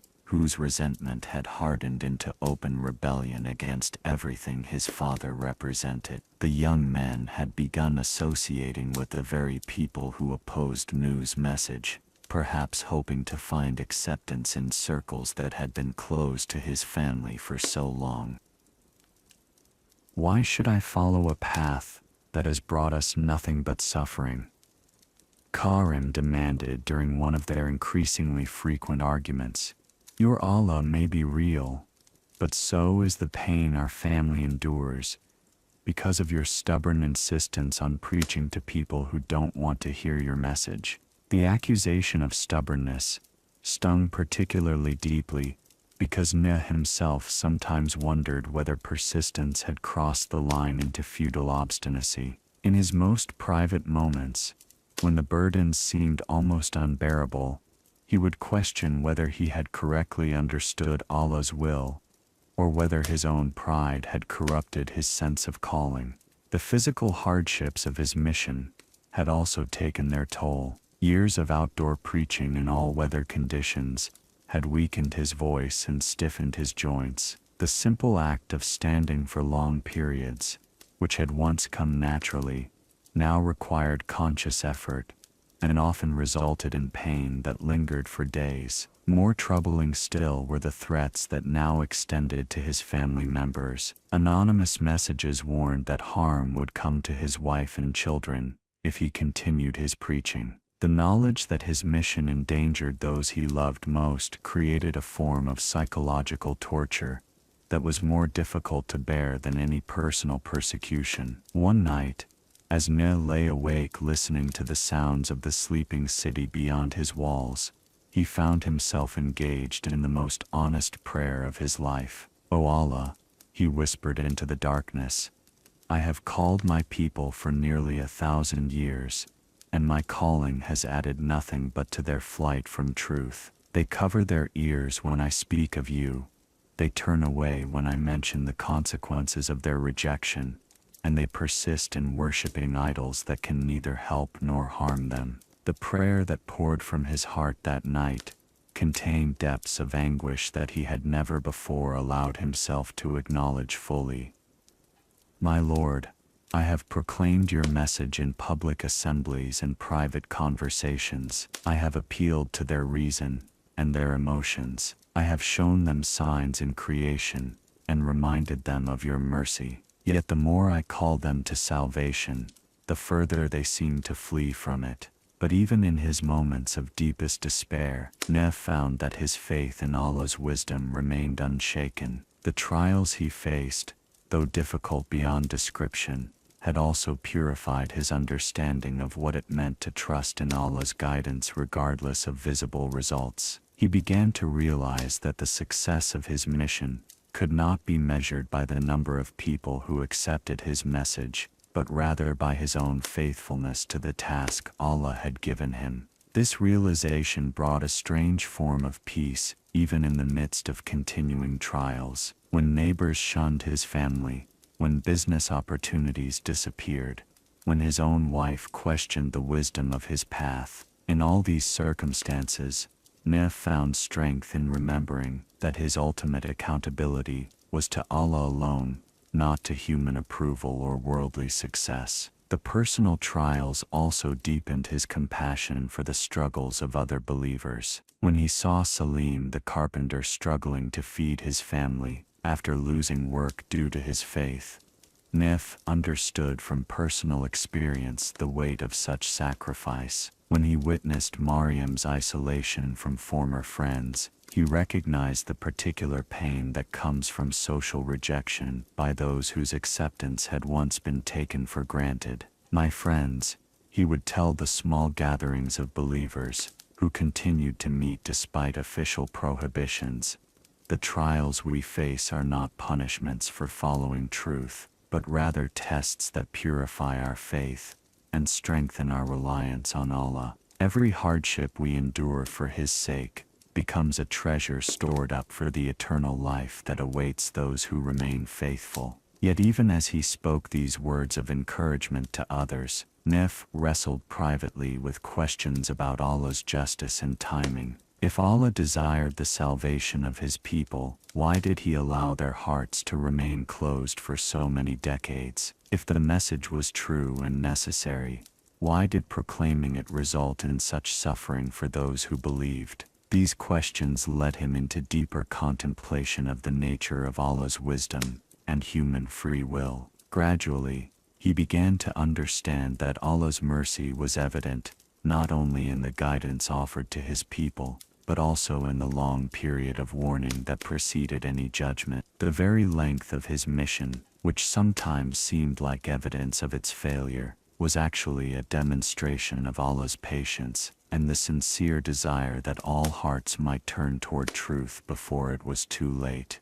This understanding transformed Nuh's perspective on his personal trials. Instead of viewing them as obstacles to his mission's success, he began to see them as integral parts of Allah's plan, tests that would ultimately demonstrate both human stubbornness and Allah's mercy to future generations, who would study his story. After centuries of patient calling, after decades of gentle persuasion and careful reasoning, after countless demonstrations of Allah's signs in creation, the moment arrived when Allah's infinite patience reached its appointed end. The people had been given every opportunity to recognize Allah, yet their hearts had only grown harder with each passing year. Their rejection was no longer mere ignorance, but willful defiance of truth clearly presented. It was during the quiet hour before dawn, as Nuh knelt in prayer on the flat roof of his home, that the final communication from Allah came to him.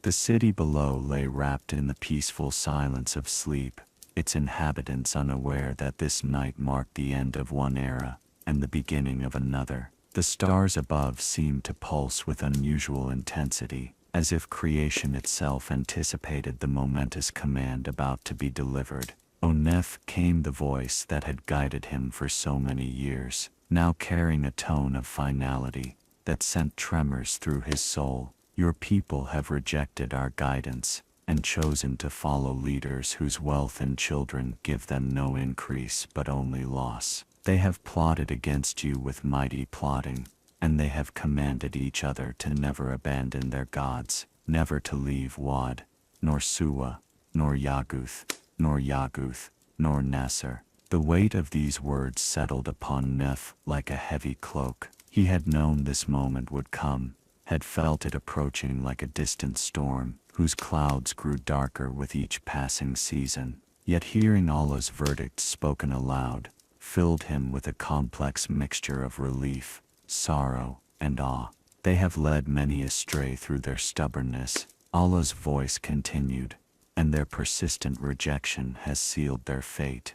The time for warning has ended. The time for preservation has begun. What followed was the most extraordinary set of instructions any human being had ever received. Allah commanded Nuh to construct a vessel unlike anything the world had ever seen, a ship that would carry life itself through the coming destruction and into a cleansed world beyond. Build an ark, came the command, and with it flowed detailed specifications that revealed Allah's engineering far beyond human imagination. The vessel was to be enormous, capable of housing not only Nuh's family and the believers who had remained faithful, but representatives of every species of animal that walked upon the earth. The dimensions Allah specified staggered Nuh's comprehension. The ark was to be 300 cubits in length, 50 cubits in width, and 30 cubits in height, a floating mountain of wood that would dwarf every structure in the city. It was to have multiple decks, each designed for specific purposes, with carefully planned ventilation systems and storage areas for the vast quantities of food required to sustain life during the long journey ahead. Use cypress wood, Allah's instructed, and coat every surface with pitch, both inside and outside, to make it completely waterproof. Create rooms throughout the structure, some for your family and the believers, others for the animals, and still others for the provisions you will need. As these instructions flowed into Nuh's consciousness, he found himself overwhelmed, not only by their complexity, but by their implications. The ark was not merely a boat, but a repository of life itself, designed to preserve creation through a catastrophe so complete that nothing would survive outside its protective walls. But my Lord, Nuh responded with humble inquiry,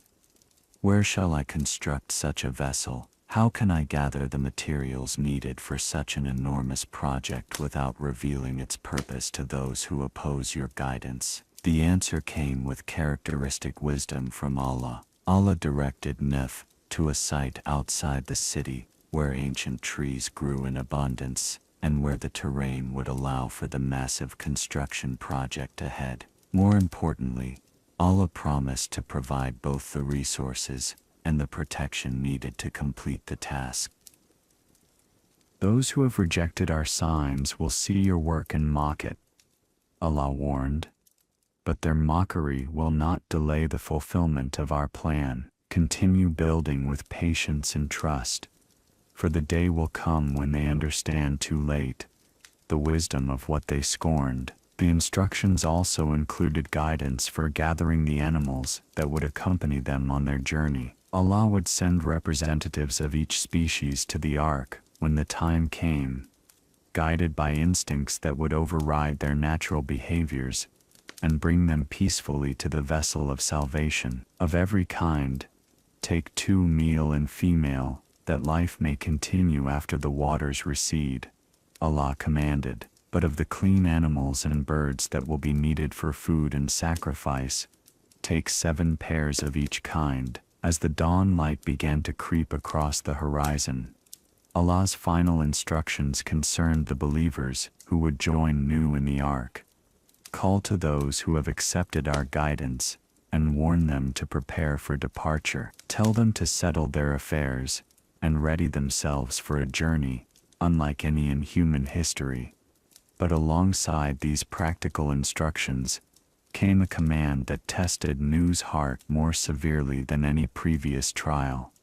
Include in the ark only those who have believed in our message. Do not plead for those who have rejected it, for their destruction has been decreed by their own choices. The implications of this command struck Nuh with devastating force. Among those who had rejected Allah's message were members of his own extended family, neighbors who had shown him kindness in earlier years, and even some who had initially expressed interest in monotheism, but had later turned away under pressure. Most painfully of all, the command seemed to exclude his beloved wife Nashida, whose faith had wavered under the accumulated pressures of their difficult life, and his son Karim, whose resentment had led him to openly reject everything his father represented. "My lord," Nuh pleaded, his voice breaking with emotion, "surely your mercy encompasses even those who have strayed from the path.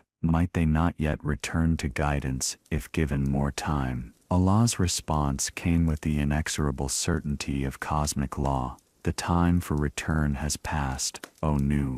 We have given them centuries to consider our signs and warnings. Those who would have believed have already done so. Those who persist in rejection do so by their own choice, and they must face the consequences of that choice." With these words still echoing in his consciousness, Nuh understood that his mission had entered its final phase. The centuries of preaching were over. The time of patient warning had ended. Now began the work of preservation, saving those who could be saved, and preparing for the world that would emerge from the cleansing waters. As the sun rose fully above the horizon, painting the sky in shades of gold and crimson, Nuh rose from his prayer and began the most extraordinary construction project in human history. The ark that would carry life through destruction and into renewal awaited his faithful hands. The sound of axes biting into ancient cypress wood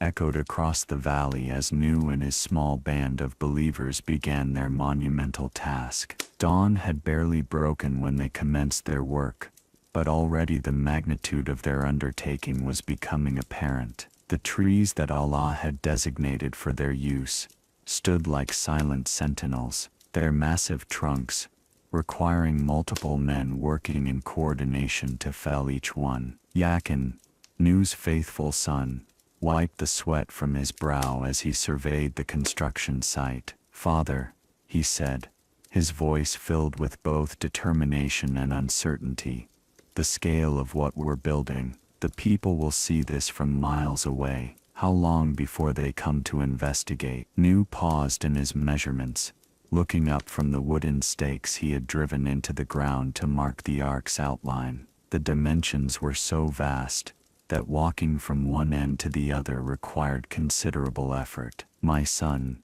Allah has commanded us to build openly, not in secret. Let them come and see. Let them ask their questions. Perhaps even now, some hearts might be moved to seek salvation." But as the days passed, and the framework of the enormous vessel began to take shape, the reaction from the city was exactly what Allah had predicted. Rather than inspiring awe or curiosity about the purpose of such a massive construction project, the ark became an object of ridicule and entertainment for those who rejected Nuh's message. The first mockers arrived within a week of the project's beginning. They came initially as individuals, merchants traveling the road that passed near the construction site, farmers whose fields lay adjacent to the valley where Nuh worked. They would stop, stare in amazement at the growing structure, and then burst into laughter. "Look at the old fool," called out Hazim the silversmith, as he led a group of curious onlookers to observe the construction. "He's building a ship in the middle of dry land, miles from any body of water large enough to float such a monstrosity." The crowd that gathered around Hazim laughed heartily at his observation. To them, the sight of Nuh and his followers laboring to construct what was obviously a boat in a location where no boat could possibly be useful seemed like the ultimate proof of the Prophet's delusion. "Tell us, Nuh," shouted another voice from the crowd, "do you plan to drag this contraption to the sea? Or perhaps you expect the river to suddenly change its course and flow through our valley. Nuh continued his work without anger or defensiveness, occasionally looking up to meet the eyes of his mockers with calm dignity. "My friends," he would reply gently, "you laugh now at what you do not understand,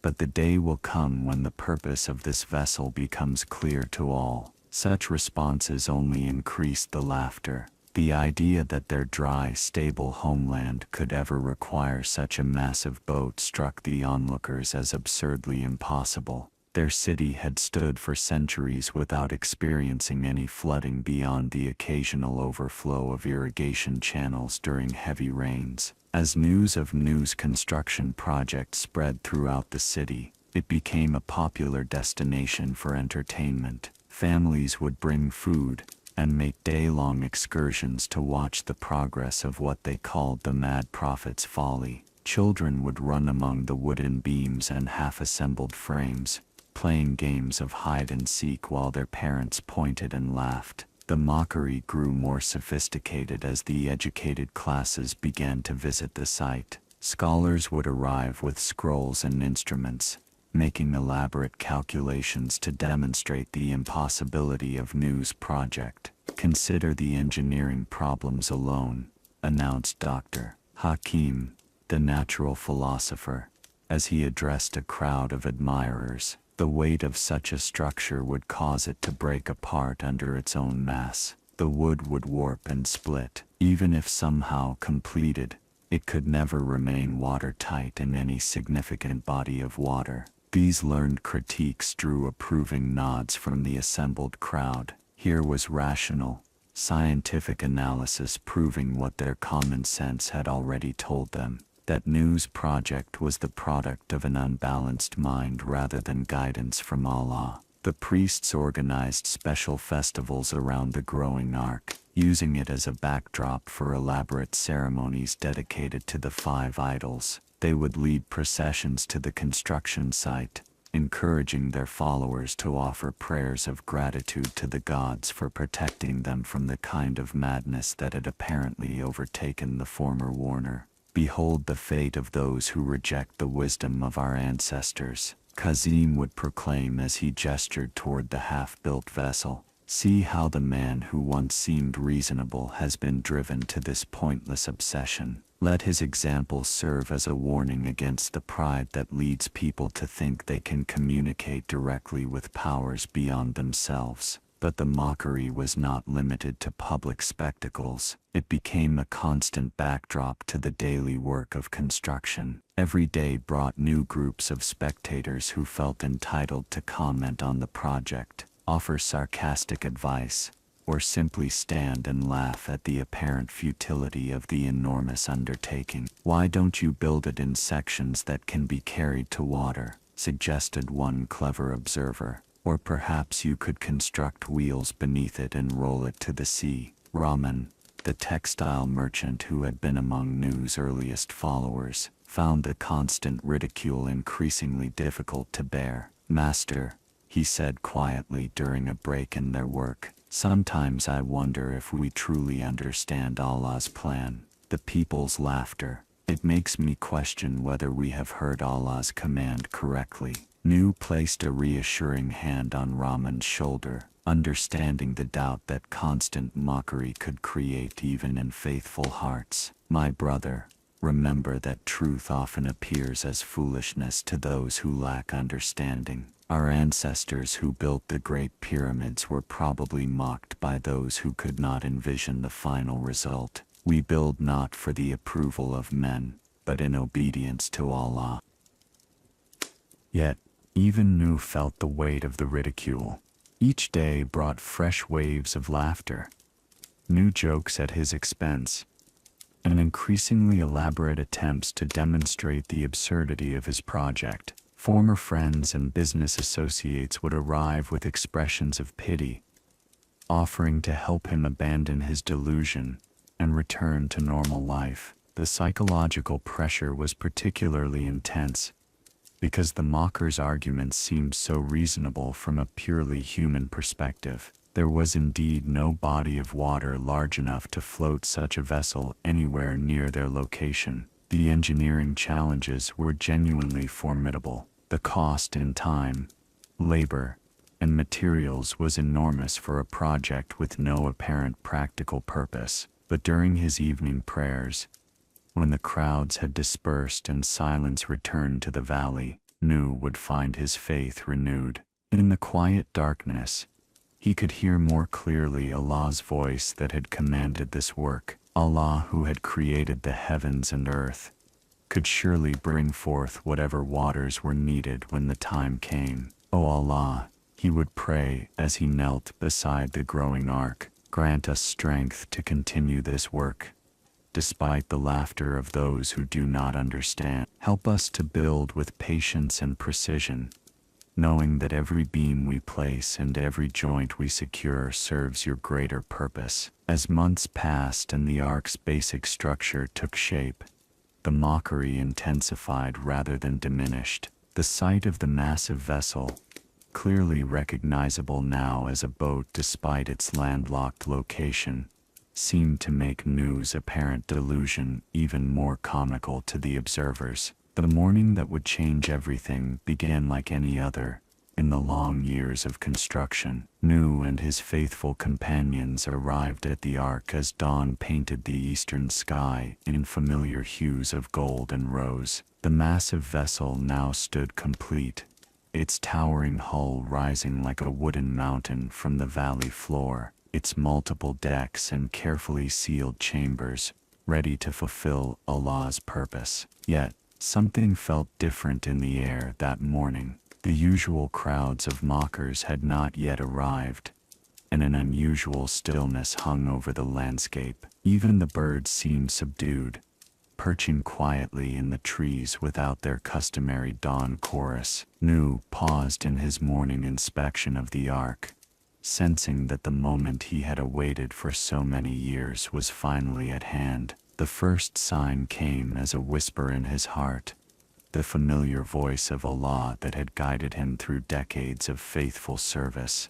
The time has come, O Nuh. Gather those who believe and prepare for departure. When you see the first signs of our judgment beginning, know that the period of warning has ended forever. Within hours, the believers who had remained faithful throughout the long years of persecution began arriving at the ark. They came quietly, carrying bundles of their most precious possessions, and leading their children by the hand. Their faces showed a mixture of anticipation and sorrow. Anticipation for the salvation they had been promised, but sorrow for the world they were leaving behind. Rahman, the textile merchant, arrived with his entire family, their faces solemn but resolute. Fatima, the widow, came with her 3 children, each carrying a small bundle of belongings. Salim, the carpenter, brought tools of his trade, understanding that the new world they were entering would require skilled hands to build it. One by one, the small community of believers gathered at the foot of the great vessel that had been their mockery and would now be their salvation. But the most extraordinary sight was yet to come. As the morning progressed, animals began arriving at the construction site in ways that defied all natural explanation. They came not in random groups or hostile packs, but in orderly pairs, guided by invisible hands toward the ark's massive ramp. First came the large mammals, pairs of cattle walking calmly side by side, horses stepping with unusual gentleness, lions and leopards moving without any sign of their usual predatory instincts. Behind them followed smaller creatures in countless varieties, goats and sheep, deer and rabbits, creatures whose names Nuh had never learned but whose perfect pairing spoke of Allah's orchestration. The sky filled with birds flying in formation toward the ark, eagles soaring alongside doves, hawks traveling peacefully with songbirds, waterfowl, and desert dwellers united in their common journey toward preservation. They settled on the ark's railings and roof in perfect order, waiting with supernatural patience for their turn to enter their assigned quarters. Even the earth itself seemed to contribute its representative. Insects arrived in tiny processions, Reptiles slithered toward the vessel with uncharacteristic directness, and creatures that normally hid from daylight emerged into the morning sun to join the great gathering. The sight of this impossible parade of animals finally attracted the attention of the city's inhabitants. At first, they came as they always had, to laugh at Nuh's folly and enjoy the spectacle of his continued delusion. But the laughter died in their throats as they witnessed something that transcended all natural explanation. "Look at them,"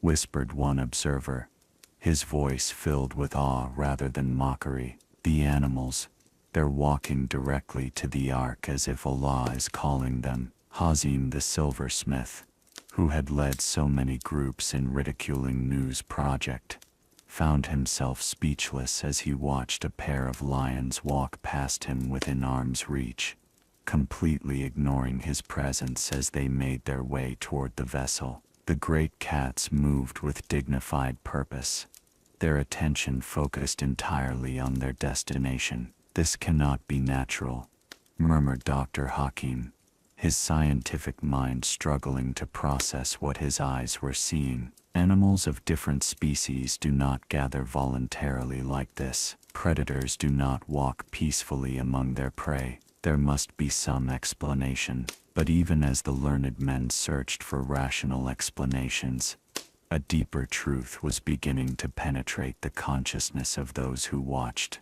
This was not mere animal behavior. This was Allah's intervention on a scale that dwarfed human understanding. As the day progressed, the loading of the ark continued with miraculous efficiency. Each species seemed to know exactly where to go, moving to their assigned quarters without confusion or conflict. The believers worked alongside this supernatural migration, helping to distribute food and water throughout the vessel's many chambers. Nuh himself moved through the ark with tears streaming down his weathered face. After centuries of calling his people to salvation, he was finally witnessing the fulfillment of Allah's promise. Yet his joy was tempered by profound grief for those who had rejected the opportunity now passing beyond their reach. Standing at the ark's entrance, he made one final appeal to the growing crowd of observers. "My people," he called out, his voice carrying across the valley with unusual clarity, "you have seen with your own eyes the signs of Allah's power. Even now, it is not too late. Enter the ark and be saved from the destruction that approaches." But the crowd that had gathered seemed paralyzed by the magnitude of what they were witnessing. Some wept openly, finally understanding the truth of Nuh's warnings but feeling unable to abandon the only life they had ever known. Others remained defiant, even in the face of obvious intervention from Allah, their pride preventing them from admitting they had been wrong. Among the most heartbreaking moments was when Nuh's own family members appeared among the watchers. His beloved wife Nashida stood at the edge of the crowd, her face torn between longing and fear. Their son Karim was there too, his expression a mixture of amazement and stubborn resistance. "Father," Karim called out, his voice carrying a note of desperate pleading, "surely there is room in your ark for your own family. Surely Allah would not separate a son from his father." Nuh's heart shattered as he looked upon the young man he had raised and loved. "My son," he replied, his voice breaking with emotion, "the ark is not mine but Allah's. I cannot bring aboard those who have rejected his guidance. Even now, if you would only believe and submit to Allah, you could join us." But Karim shook his head, his jaw set in familiar stubbornness. "I will take refuge on the high mountain," he declared. "It will protect me from whatever flood you claim is coming." As the sun began its descent toward the western horizon, the last of the animals entered the ark, and the believers completed their preparations for departure. The massive vessel sat ready, its cargo of life secured within its chambers designed by Allah. Then came the moment that transformed ridicule into terror, disbelief into desperate recognition of truth. The sky, which had been clear and blue throughout the day, suddenly darkened with clouds that seemed to appear from nowhere. These were not ordinary storm clouds, but massive formations that blotted out the sun and cast an ominous shadow over the entire region. From these supernatural clouds came the first drops of what would become the greatest deluge in human history, but this was not ordinary rain. It fell with an intensity and volume that defied all natural explanation, as if the very heavens had opened their storehouses and poured forth their contents upon the earth. As the rain began to fall with supernatural intensity, the earth itself seemed to respond to Allah's command. The ground beneath the ark started to crack and split, and from these fissures burst forth springs of water that shot high into the air like liquid geysers. The very foundations of the world appeared to be breaking apart, releasing the waters that had been held beneath the surface since Allah's creation. Within moments, what had been a gentle valley became a churning cauldron of rising water. The brooks and streams that had meandered peacefully through the landscape transformed into raging torrents, swelling beyond their banks and merging into an ever-expanding sea that consumed everything in its path. The crowd that had gathered to witness the loading of the ark now found themselves in mortal danger. What had begun as curiosity and mockery quickly transformed into panic as the reality of their situation became undeniable. The water rose with terrifying speed, lapping at their feet, then their ankles, then their knees, forcing them to scramble toward higher ground. "This cannot be happening," screamed Hazim the silversmith, his voice barely audible above the roar of the rushing waters. "A little rain cannot cause such flooding." But even as he spoke, the water continued its relentless rise. The elegant homes and magnificent temples of the city began to disappear beneath the swirling torrents. The 5 great idols, Wad, Suwa, Yaguth, Yaok, and Nazar, stood helpless as the waters reached their bases, then their middles, then began to cover even their highest points. Inside the ark, Nuh stood at a window, watching the destruction unfold with a heart heavy with sorrow. This was the moment he had warned about for nearly 1,000 years, yet witnessing its reality brought him no satisfaction, only profound grief for the souls who had chosen destruction over salvation. The most heartbreaking scene unfolded as his son Karim struggled through the rising waters, trying to reach the high mountain he had claimed would protect him. The young man who had so stubbornly rejected his father's message now found himself fighting for his life against the very deluge Nuh had prophesied. "My son," Nuh called out from the ark, his voice cutting through the storm, "the mountain cannot save you. Come to the ark. Allah's mercy is still available to those who repent." For a moment, Karim turned toward his father's voice, his face contorted with fear and the terrible realization that everything Nuh had proclaimed was true. The water was now waist-deep and rising rapidly, making movement increasingly difficult. Other people thrashed around him, some calling out to the idols that were themselves being swallowed by the flood, others crying for help that would never come. "Father," Karim shouted back, his voice filled with desperation, "I will climb the mountain. It will surely protect me from this water." But even as he spoke, the mountain peaks themselves began to disappear beneath the supernatural flood. The water was not simply rising from below, it was falling from above with such force that it filled valleys and covered hills in a matter of hours rather than days or weeks. Nuh watched in agony as his beloved son continued his futile struggle toward the vanishing mountain. Every instinct as a father cried out for him to somehow save Karim, to find a way to bring him aboard the ark, despite his rejection of Allah's guidance. Yet Nuh understood that the laws governing salvation were not his to change. "O Allah," Nuh prayed aloud, his words torn from the depths of his breaking heart, My son is of my family, and surely your promise is true. You promised to save my family along with the believers. Allah's response came immediately, gentle yet firm, carrying the weight of perfect justice and wisdom.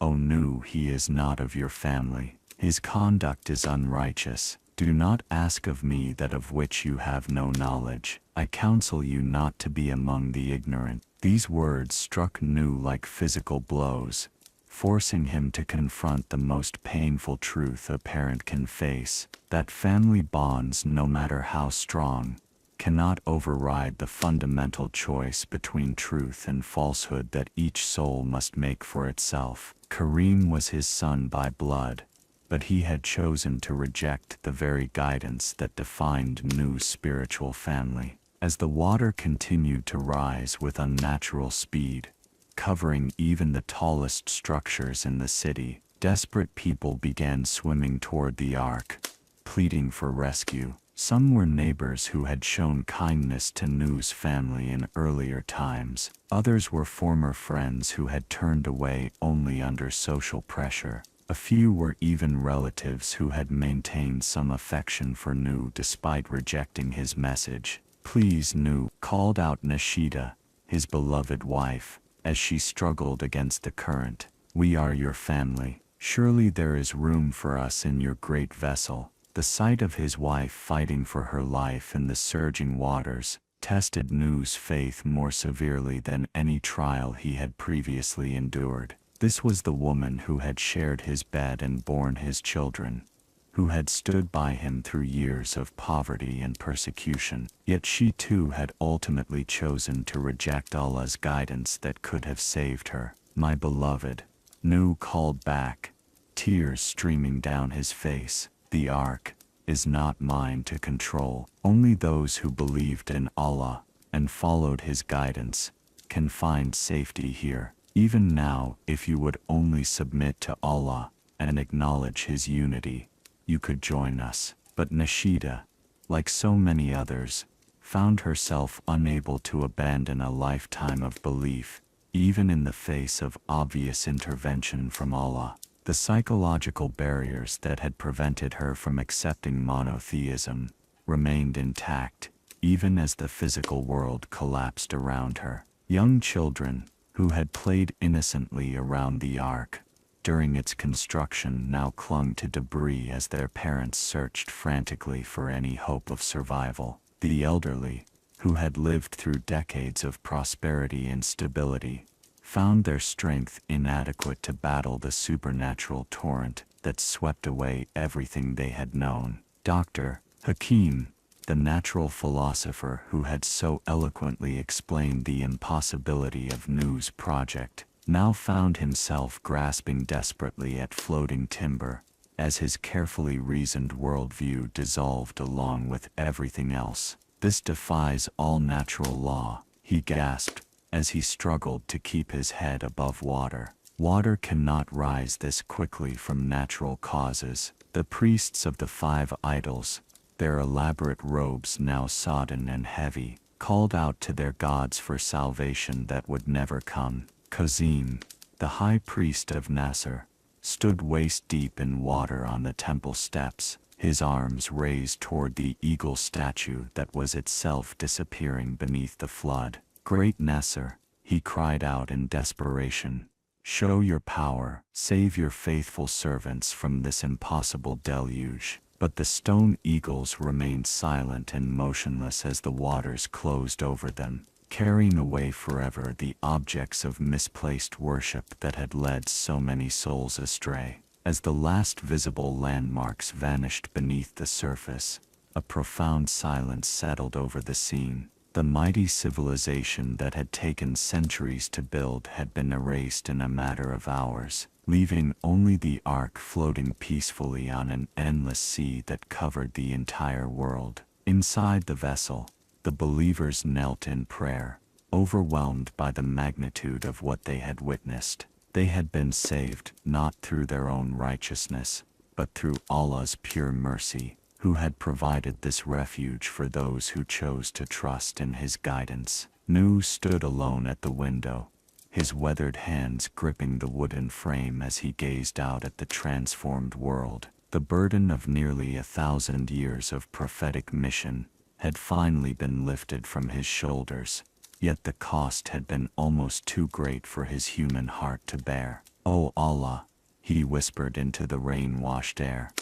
"Astaghfirullah, I seek your forgiveness for asking that of which I have no knowledge. Unless you forgive me and have mercy on me, I shall be among the losers." The flood that had swept away an entire civilization continued to rise, carrying the ark and its precious cargo toward a future only Allah could see. The ark drifted serenely across an endless expanse of water that stretched to every horizon, its massive hull riding the waves with the steady grace of Allah's design. What had once been a world of mountains and valleys, cities and forests, had become a single boundless ocean beneath a sky still heavy with the clouds that had delivered such devastating judgment. Inside the great vessel, an extraordinary community had formed among the survivors. Humans and animals coexisted in peaceful harmony that defied all natural explanation.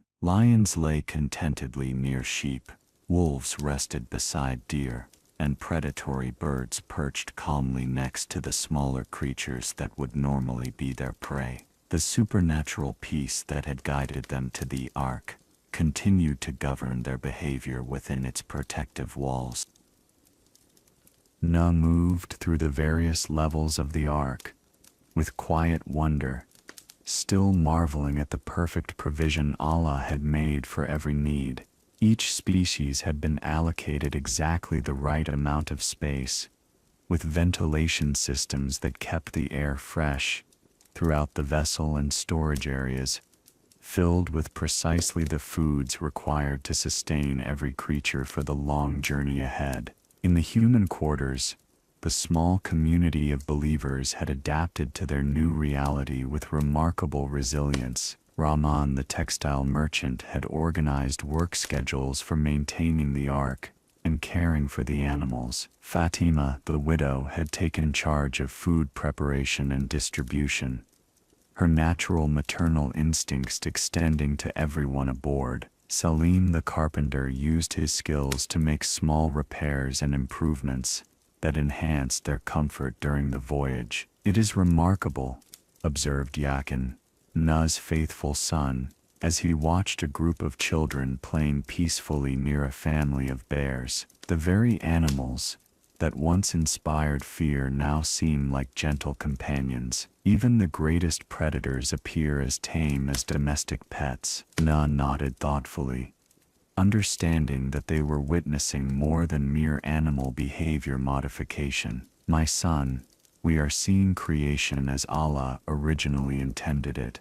A harmonious community where every creature recognizes its proper place and purpose. The violence and conflict we observed on land were consequences of the corruption that infected the world. The daily routine aboard the ark had settled into a rhythm that reflected both practical necessity and spiritual devotion. Each dawn began with prayers of gratitude for Allah's protection, followed by the distribution of food and water to all the ark's inhabitants. The believers took turns caring for different groups of animals, learning to communicate through gentle gestures and patient observation. Maryam, the young mother who had first embraced monotheism when her child recovered from illness, found herself naturally drawn to caring for the young animals aboard the ark. "There is something profound about nurturing these innocent creatures," she confided to Nuh during one of their evening conversations. "They trust completely in our care,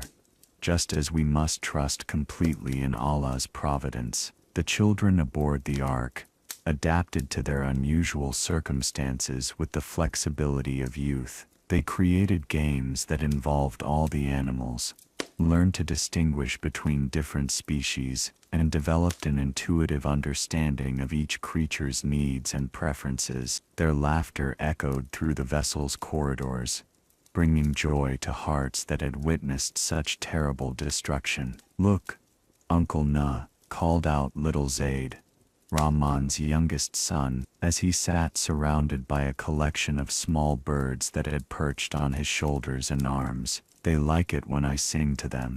Do you think Allah taught them to enjoy music?" Nuh smiled warmly at the innocent question, seeing in it a truth that the learned scholars of his former city had missed. "Indeed, child, all of Allah's creation responds to beauty and harmony, because Allah, who created both the singers and the listeners, loves these things himself." The nights aboard the ark were particularly peaceful. As darkness settled over the infinite waters, the sounds of the various animals created a gentle symphony. The soft lowing of cattle, the quiet rustling of small creatures settling for sleep, the occasional call of night birds. It was as if the entire ark had become a floating temple dedicated to the worship of Allah through the simple act of harmonious existence. During these quiet evening hours, Nuh would often stand on the upper deck,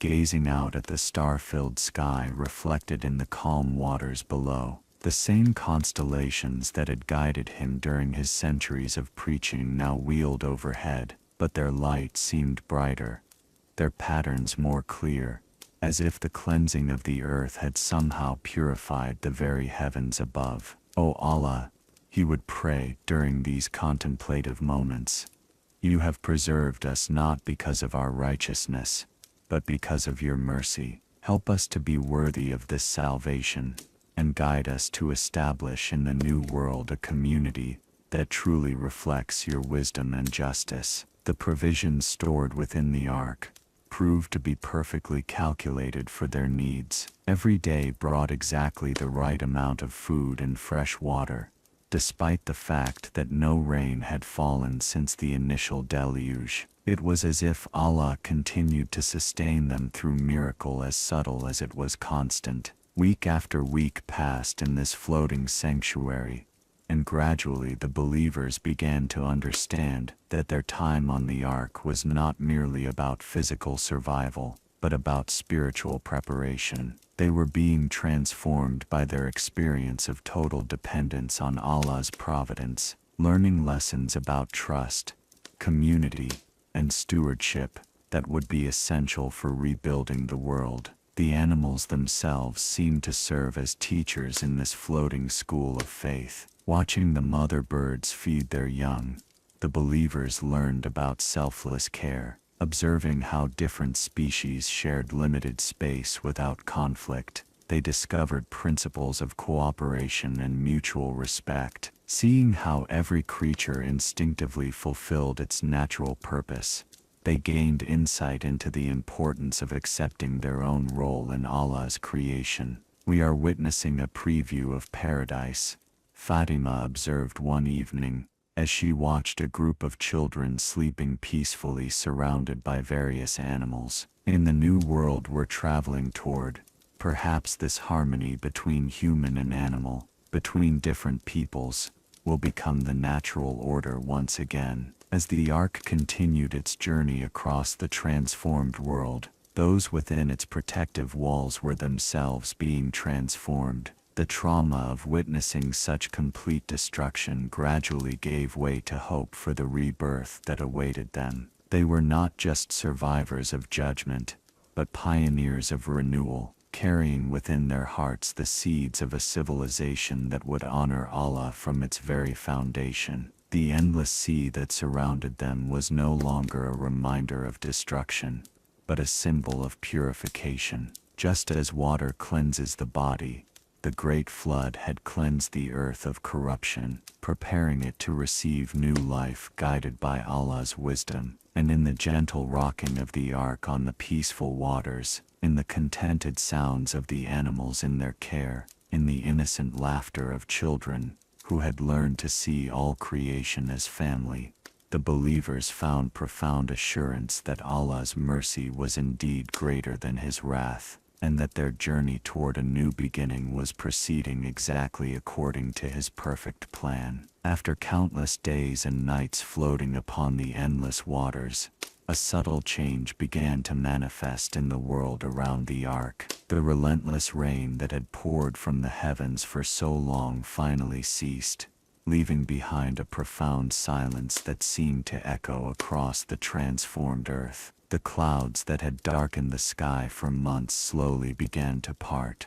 allowing the first rays of clear sunlight to pierce through and dance upon the surface of the universal sea. Nuh felt the change before he saw it, sensing in his heart that the time of judgment was drawing to a close and the era of renewal was about to begin. Standing on the upper deck of the ark in the early morning light, he breathed deeply of air that seemed somehow cleaner and fresher than any he had ever experienced. It was as if the very atmosphere had been purified along with the earth below. "Look, Father," called Yakin from his position at the forward observation post. "The water level, it appears to be dropping." Indeed, as the days passed, the endless ocean that had covered the entire world began to recede with the same supernatural speed with which it had risen. The waters flowed away not through any visible channels or outlets, but simply disappeared as if being absorbed back into the depths of the earth from which they had emerged.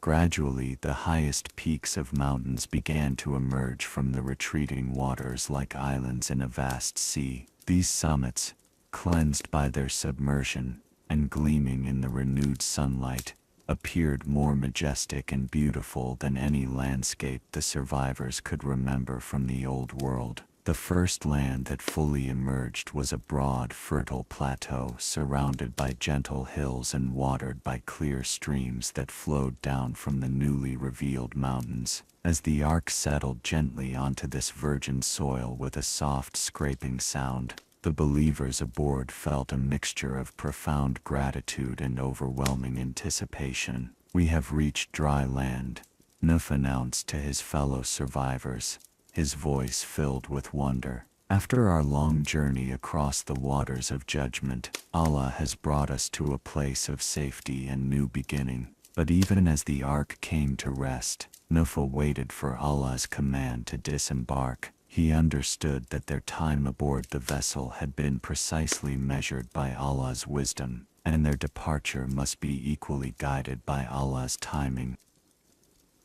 Allah's command came as the morning sun painted the new landscape in shades of gold and green. "O Nuh, disembark with peace from us, and blessings upon you and upon nations who will spring from those with you. But there will be other nations whom we shall grant enjoyment for a time.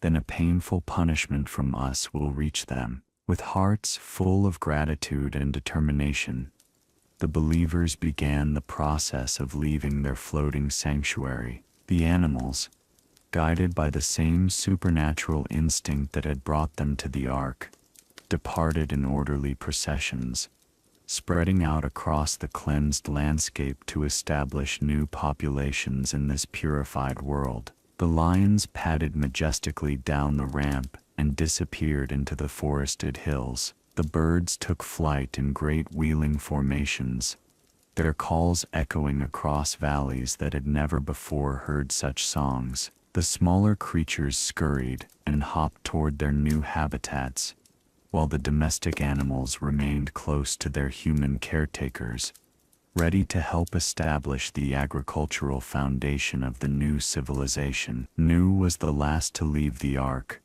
pausing at the entrance to offer a prayer of thanksgiving that encompassed both the mercy that had preserved them and the opportunity that now lay before them. "Alhamdulillahi, Rabbil Alameen.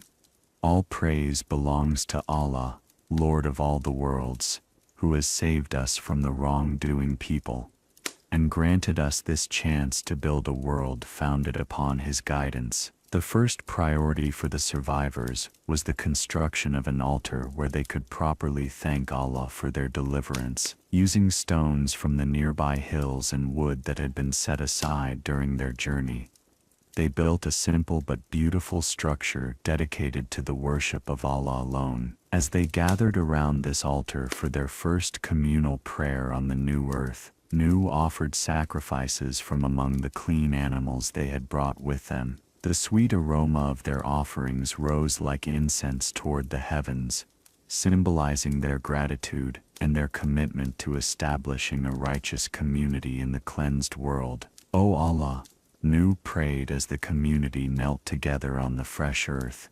You have given us a second chance for humanity. Help us to learn from the mistakes of the past and to build a civilization that truly honors you and serves your creation. Allah's response came as a promise that filled their hearts with hope and security.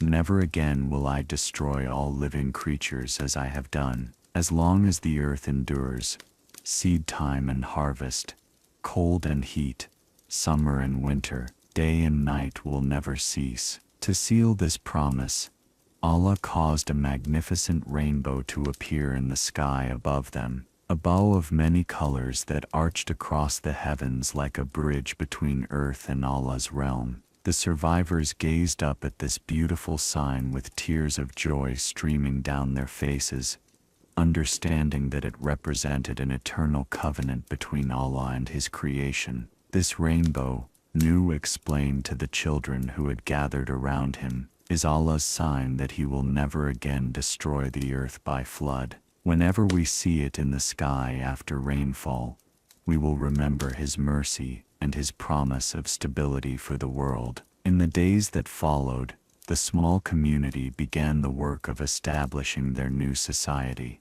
They planted seeds that had been preserved in the ark, built shelters from materials provided by the virgin forest, and organized themselves according to principles of justice and mutual care that reflected their understanding of Allah's guidance. The land proved to be extraordinarily fertile, as if the great flood had not only cleansed it of corruption, but had also enriched it with supernatural blessing. Seeds grew with remarkable speed, producing harvests more abundant than anything they had known in the old world. The animals thrived and multiplied rapidly, establishing healthy populations throughout the renewed landscape. But perhaps most importantly, the survivors worked to preserve and transmit the spiritual lessons they had learned during their ordeal. They taught their children about the importance of worshiping Allah alone, about the consequences of turning away from Allah's guidance,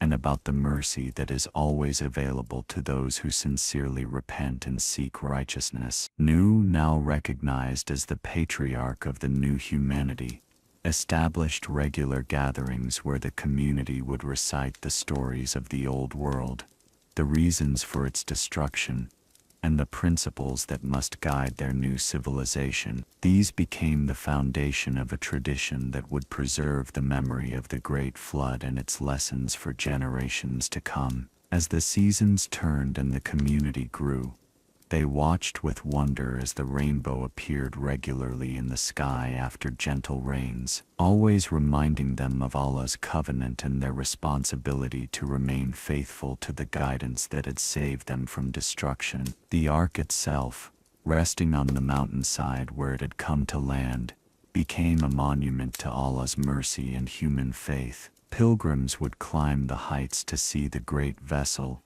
and remember the story of how Allah had preserved life through the faithfulness of one man who never ceased calling people to the truth. And in the peaceful valleys below, as children played safely in gardens watered by clear streams, as families gathered each evening to give thanks for the day's blessings, as communities worked together in harmony and justice, the promise of the new beginning was fulfilled in ways that surpassed even the hopes of those who had been saved from the waters of judgment. As the years passed and the community that had emerged from the ark grew into a thriving civilization, Nuh found himself in the role of elder and teacher, preserving the profound lessons learned through his extraordinary journey. His hair had become completely white, his beard long and flowing, yet his eyes retained the clear brightness of one who had walked closely with Allah throughout a life of unimaginable trials and ultimate triumph. The children born in the new world would gather around him in the evenings, their faces illuminated by the gentle light of oil lamps, as he recounted the story of the great flood and the mercy that had preserved their ancestors. These young ones who had never known corruption or idol worship listened with wonder to tales of a world where people had forgotten Allah and paid the ultimate price for their rejection of truth. "Tell us again, Grandfather Nuh," little Amina would say, using the title of respect that all the children had adopted for the ancient prophet, "about the people who laughed when you built the ark." Nuh would smile gently, understanding that these stories served not merely as entertainment but as essential education for souls who would carry the responsibility of maintaining righteousness in the generations to come. "My dear child," he would begin, his voice carrying the weight of centuries yet still warm with compassion. "They laughed because they could not see beyond their immediate circumstances. They had grown so accustomed to life without Allah that they could not imagine any other possibility." The lessons that emerged from Nuh's teachings became the foundation of wisdom for the new civilization. He taught them that patience is among the greatest virtues a believer can possess, illustrating this truth through his own example of calling people to Allah for nearly 1,000 years without seeing massive success. True success, he would explain to young adults as they prepared to establish their own families, is not measured by the number of people who respond to your message, but by your faithfulness in delivering it. Allah guides whom He wills, but our responsibility is to speak truth with wisdom and beautiful preaching, regardless of the response we receive. The community established regular gatherings where Nuh would share insights about the nature of Allah's justice and mercy. He helped them understand that Allah's punishment is never arbitrary or cruel, but always comes after clear warnings have been given, and ample opportunities for repentance have been provided. The flood came, he would remind them, only after centuries of patient calling, after every possible sign had been shown, after the people had definitively chosen rejection over guidance. Even then, Allah's mercy was evident in providing salvation for those who believed, and in preserving life itself through the ark. One of the most important lessons Nuh taught concerned the relationship between individual choice and collective consequence. He helped the new generation understand that while each person is responsible for their own spiritual decisions, the choices made by communities and civilizations create environments that either support or hinder righteousness. "The corruption in the old world," he would explain, "did not happen overnight. It grew gradually as people became more comfortable with small compromises, minor deviations from truth, and the gradual replacement of Allah's guidance with human desires. Guard against this in your own lives and in your community." The story of his son Kareem became a particularly poignant teaching tool about the limits of human influence and the absolute nature of Allah's justice. Nuh would speak of his beloved child, with tears in his eyes, explaining how even the strongest family bonds cannot override the fundamental requirement for personal faith and submission to Allah. "I learned," he would say, his voice heavy with remembered pain, "that true family is defined not by blood alone, but by shared commitment to truth and righteousness. Those who reject Allah's guidance remove themselves from the family of believers, regardless of their biological relationships." As the new civilization prospered and expanded, Nuh established traditions that would help preserve the memory of the flood and its lessons for future generations. The rainbow, whenever it appeared after rain, became an occasion for community gathering and remembrance of Allah's covenant. These celebrations reinforced the connection between Allah's mercy and human gratitude. The principles of governance that emerged under Nuh's guidance reflected the spiritual insights gained through his prophetic experience. Leaders were chosen for their righteousness and wisdom, rather than their wealth or family connections. Justice was administered according to Allah's principles, rather than human preferences. The community's resources were shared with special attention to the needs of the poor and vulnerable. Remember, Nuh would counsel the leaders of the growing settlements that authority is a trust from Allah, not a privilege for personal benefit. Those who govern must do so with the same humility and service that they would show in their private worship. The agricultural practices of the New World reflected a deep understanding of humanity's role as stewards, rather than masters of Allah's creation. The harmony that had existed aboard the ark, between humans and animals, became a model for how the community interacted with the natural environment. They took only what they needed, cared for the land that supported them, and treated all creatures with the respect due to Allah's creation. Young people who felt called to travel and establish new settlements received special instruction from Nuh about maintaining spiritual integrity while adapting to different circumstances. He taught them to distinguish between eternal principles that must never be compromised and temporary practices that could be adjusted according to local conditions. Wherever you go, he would advise these pioneers, remember that you carry with you the trust of preserving pure worship of Allah. Adapt your methods as necessary, but never compromise the fundamental message of Allah's unity and human accountability. As Nuh's own life drew toward its close, he spent increasing time in prayer and contemplation, often returning to the site where the ark had come to rest. There, surrounded by the evidence of Allah's mercy and the flourishing life that had emerged from apparent destruction, he would offer gratitude for the extraordinary privilege of serving as an instrument of Allah's preservation. The final lessons he shared with his community concerned the cyclical nature of human civilization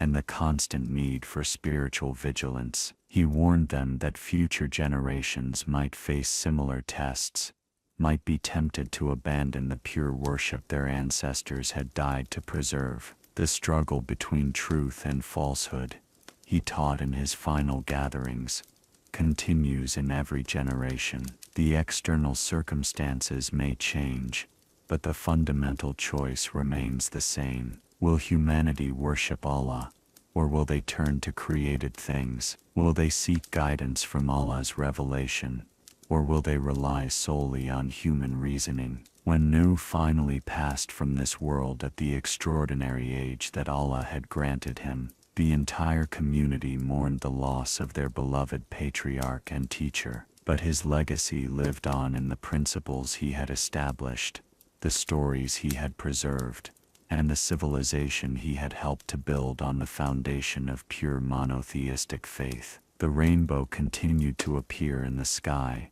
after gentle rains, always reminding Allah's servants of his mercy, his covenant, and the timeless wisdom preserved through the story of Prophet Nuh, alayhi salam. And in the hearts of believers throughout all subsequent generations, the lessons learned aboard that ancient ark would continue to guide humanity toward the path of righteousness, patience, and unwavering trust in Allah's perfect plan for his creation. The gentle sound of rain now fades into peaceful silence, carrying with it the eternal message of hope, redemption, and Allah's mercy that flows through the story of Prophet Nuh. Peace be upon him, for all who have ears to hear and hearts to understand.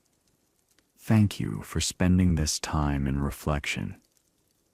If you found peace in today's SEP's recitation, kindly subscribe so you can join us again for the next chapter of the Qur'an, Insha Allah.